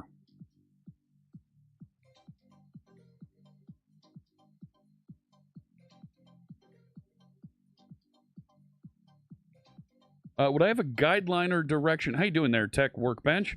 What is the best way to be on the path to the Microsoft MVP program? I got you. So, here's... The Microsoft MVP program recognizes community members that are generating content and are recognized as experts with the products. It can be .NET, it can be Power BI, it can be Azure, it can be the AI tools, it can be SQL Server, it can be a whole bunch of these things. Make an MVP friend is not necessarily necessary.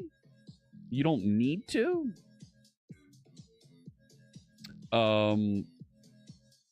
Generate content. Whether that's delivering presentations at your local user group or meetup. Who did that?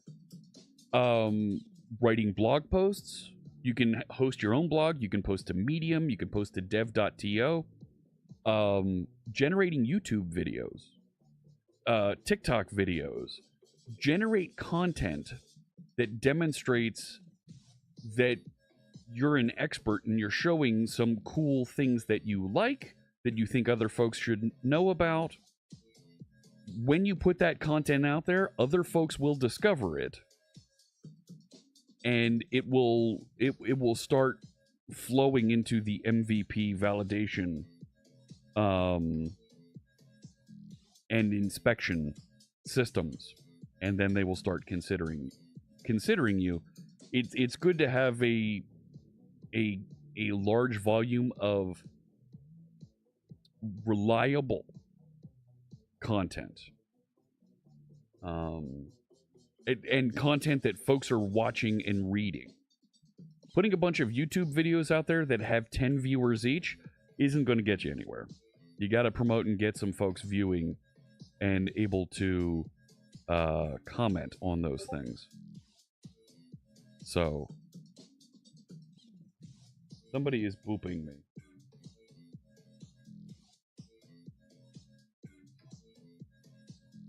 I am getting booped.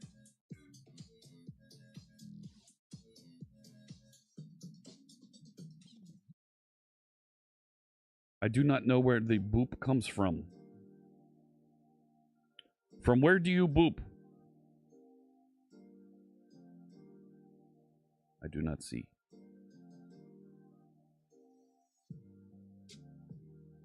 Yeah. Do not see no boop. All right, you've now worked with so many things here. Like, this is getting kind of crazy here. Can we compress that? There we go. Reload it over here.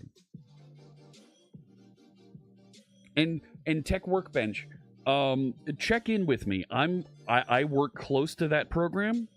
check in with me on Discord, on Blue Sky, here on Twitch or YouTube. Check in. Let us know how you're doing. You know, if there's things you're working on or that you put together that you want to share with us. I'm happy to amplify your content as you start building and growing that that collection out there. So here you go. Setting up model dependencies. There we go. Get this fixed.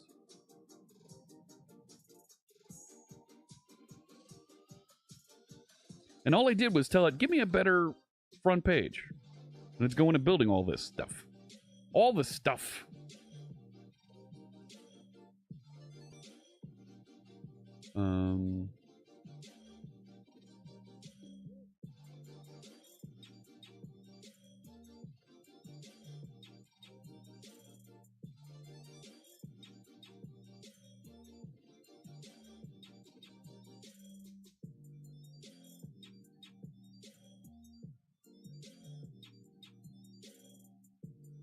Yeah, I'm just looking at this AI 2027 paper, and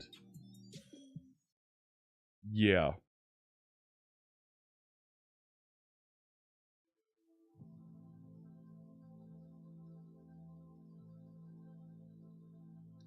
Just the headings, without reading the details, there's definitely stuff there that we as a technical community need to be aware of. All right, hopefully it's seeing these things and it's going to update here. But I need to get going in the next few minutes. I need to wrap this up.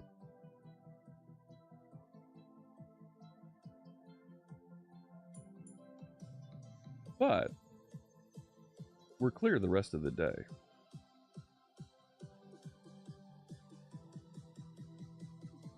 Sure, go ahead.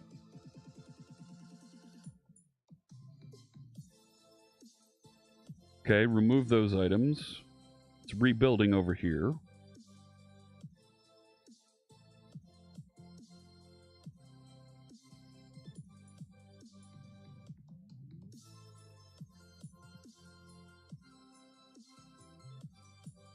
Closing things. Still having an error building. Newsletter sign up.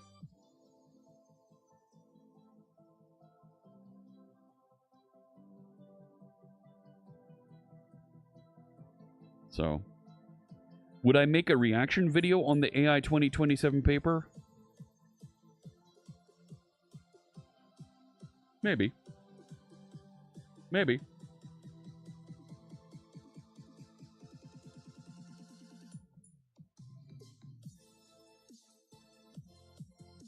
Do we know who wrote that?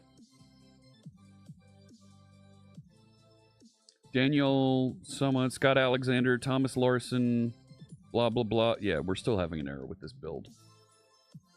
Oh.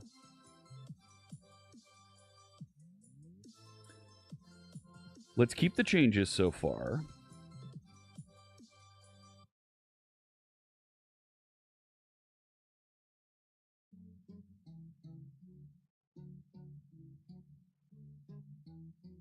I'm not sure who these folks are. The AI Futures Project. Who is the AI Futures Project?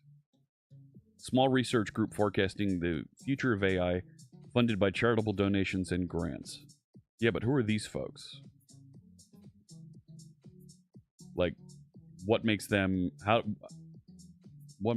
experts?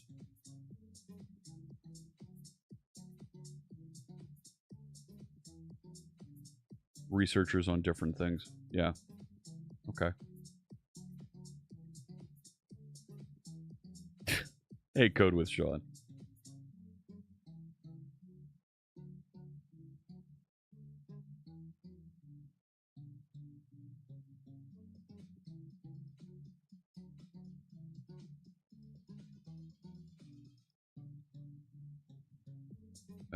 Closest stuff to the right. Go figure it out. Come on now. They said they're experts, so it must be true. Looking at, there is an About Us click through, and these folks are researchers who've started and run several other small companies. I don't know how reliable those companies are. Like, if you started and helped run one of these companies and you were the CFO, does that make you an expert analyst on describing a potential dystopian future of AI? No. If you were the HR manager for Facebook, does that give you insight into how Meta's business is going to run going forward? No. Great, you were a founding member and turned out to be the HR, the VP of HR that started. So what? So there's a little bit of digging I want to do there first. Oh, and I'm frank, but it's, while sarcastic, there is a nugget of truth there that we need to respect, right? Don't just read everything on the internet and say, well, that must be right. Question it, poke it, prod it, make sure that it is right. Why are you checking CSS? It's not building.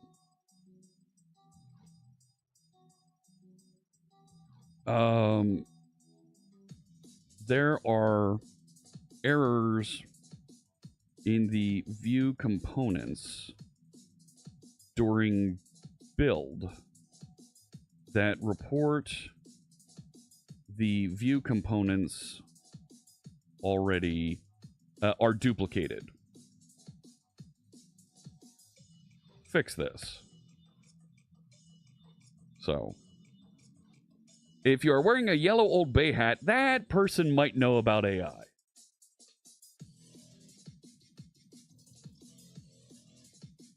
I'll show you just what an expert in AI I am.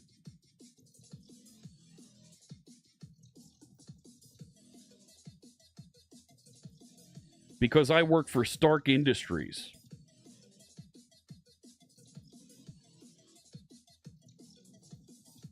Like, that's a thing. I work... Here, look.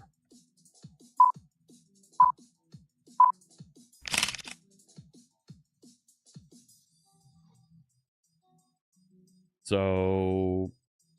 It's cleaning up the homepage here. There you go. It's my Stark Industries black cap. Don't believe me. That's my AI that's telling you that. I programmed that AI. A hat worthy of a genius, billionaire, playboy, and philanthropist. Wear it like you're ready to save the world in style. That's me. I work for Stark Industries. Book it. All right. Let me examine the files, remove the duplicates. Summarizing, and it's going to... Yeah. Good. You've been analyzing it. Fix it. Let me zoom out just a smidge here so we can see more of what's going on. There we go. Are the glasses stolen from Tony?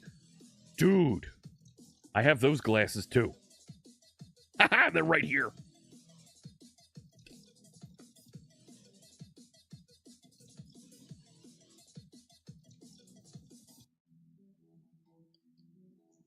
Ah, look at that. Look.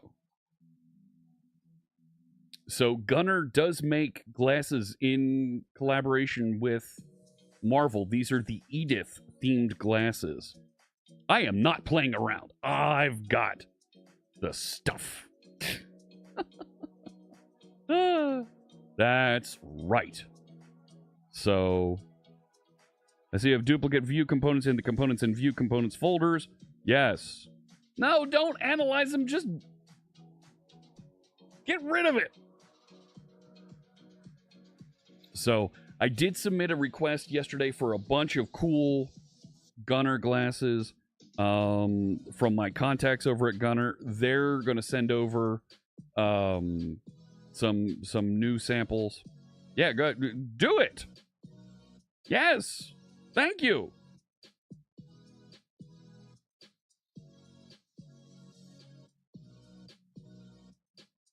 Oh no.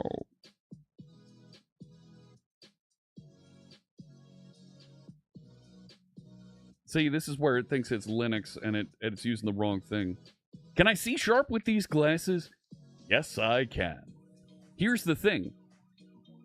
The folks at Gunner know that when you're wearing their glasses, you're looking at text on screen, particularly the computer glasses. So they actually put just a slight magnification in the lens that you're looking through so that it makes the text on the screen clearer for you to be able to read. Oh, no. You didn't duplicate that. You didn't do that thing properly. It's going to eventually time out here and go, I don't know what to do.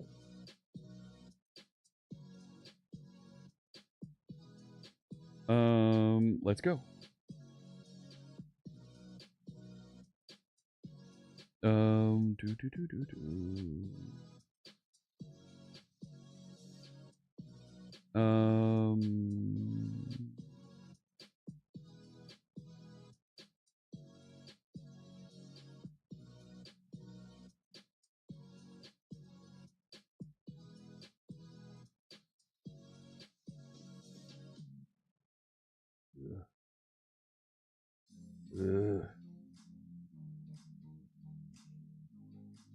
All right, come on. You're not going to time out here.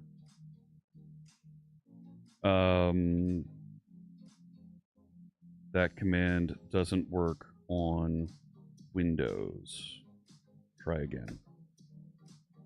What's been my experience using the different model selections when I'm using agent mode for code changes? Can I do sort of ask a friend and switch models and ask the same question? Walter, yes. And I did that just a little bit ago. I switched from, you see I'm running Claude 3.7 Sonnet. I switched from Claude 4 to 3.7, and it ran through. Yeah, here we go. Why are you reading files?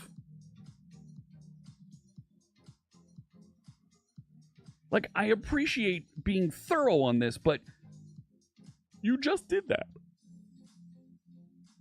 Like, if I was paying for the tokens to run this, I'd be upset. Fortunately, I'm not. I'm just a guy talking to a computer that's writing code for me. And I'm going to need to put this down in a little bit because we're going to record a Blazer Puzzle podcast and I need to sign off.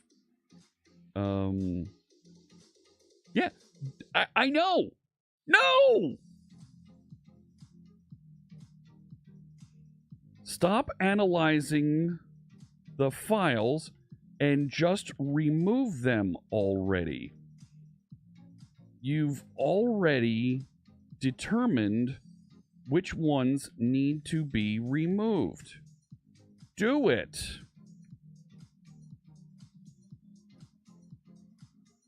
Summarizing conversation history.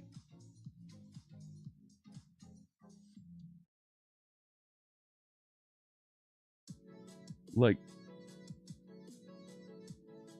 look! Look!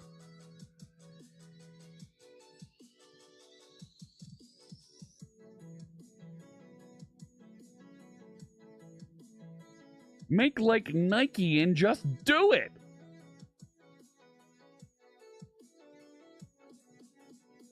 I'm afraid I can't do that, Dave. Dave.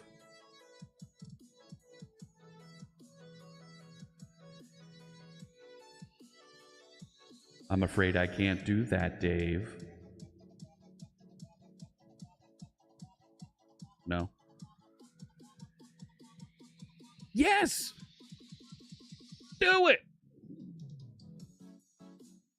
We're 5 minutes into me saying remove the duplicate. Dude, you're summarizing the conversation history again. Come on, man.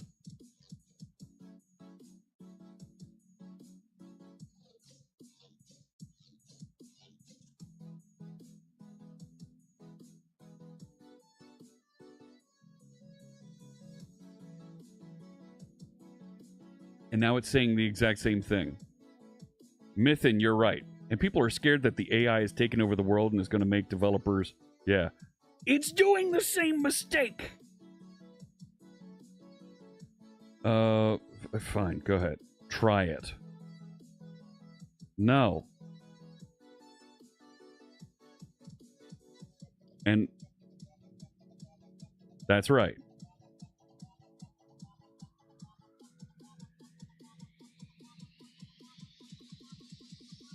Mud on. Completed. Now, what are you doing? Yep. Go ahead. Remove the next one. Yep. Done. Come on. Perfection is a road, not a destination. I want good enough.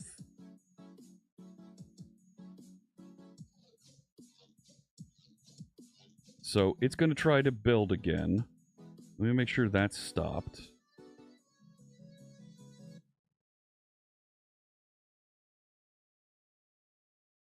Let's let it see the errors, and I need to wrap up here. Oh, good. That did run.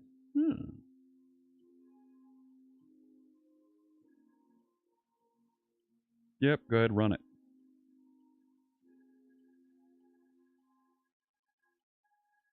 And hopefully we'll get a new site running right here.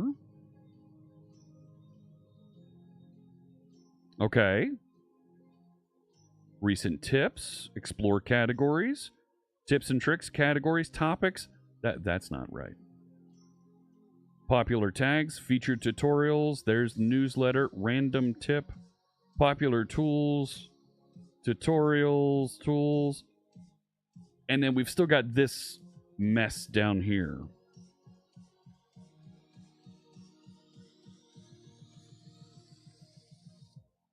I'm going to wrap up here because I do need to go. But we've gotten a lot done here. And this has all been vibe coded and talked through and delivered live on stream, right? I feel really good that we're getting this cool little website moving in the direction that we want so that we can have a site that starts to offer folks tips and tricks on how to get started, how to be more productive, and do more with Copilot. I'm going to record my podcast, let this continue iterating and developing and pushing that forward. I'll share some notes in the Discord as that happens later today, and if I do get this published, we'll share that. I'll have an announcement in Discord along with the link, and we'll get this moving. All right. Thank you so much for watching on YouTube and Twitch. If you're watching on YouTube, of course, there's great videos here and down here that you can watch depending on what you're using to watch this. Let me get you rated over to our friend Code Rushed, who's working on an AI navigator. So let's head over to see him. Thank you so much. I'll be back tomorrow, and we'll be back working on SharpSite tomorrow, all right? Have a fantastic rest of your day wherever you might be. I wish you good health and good coding. Take care.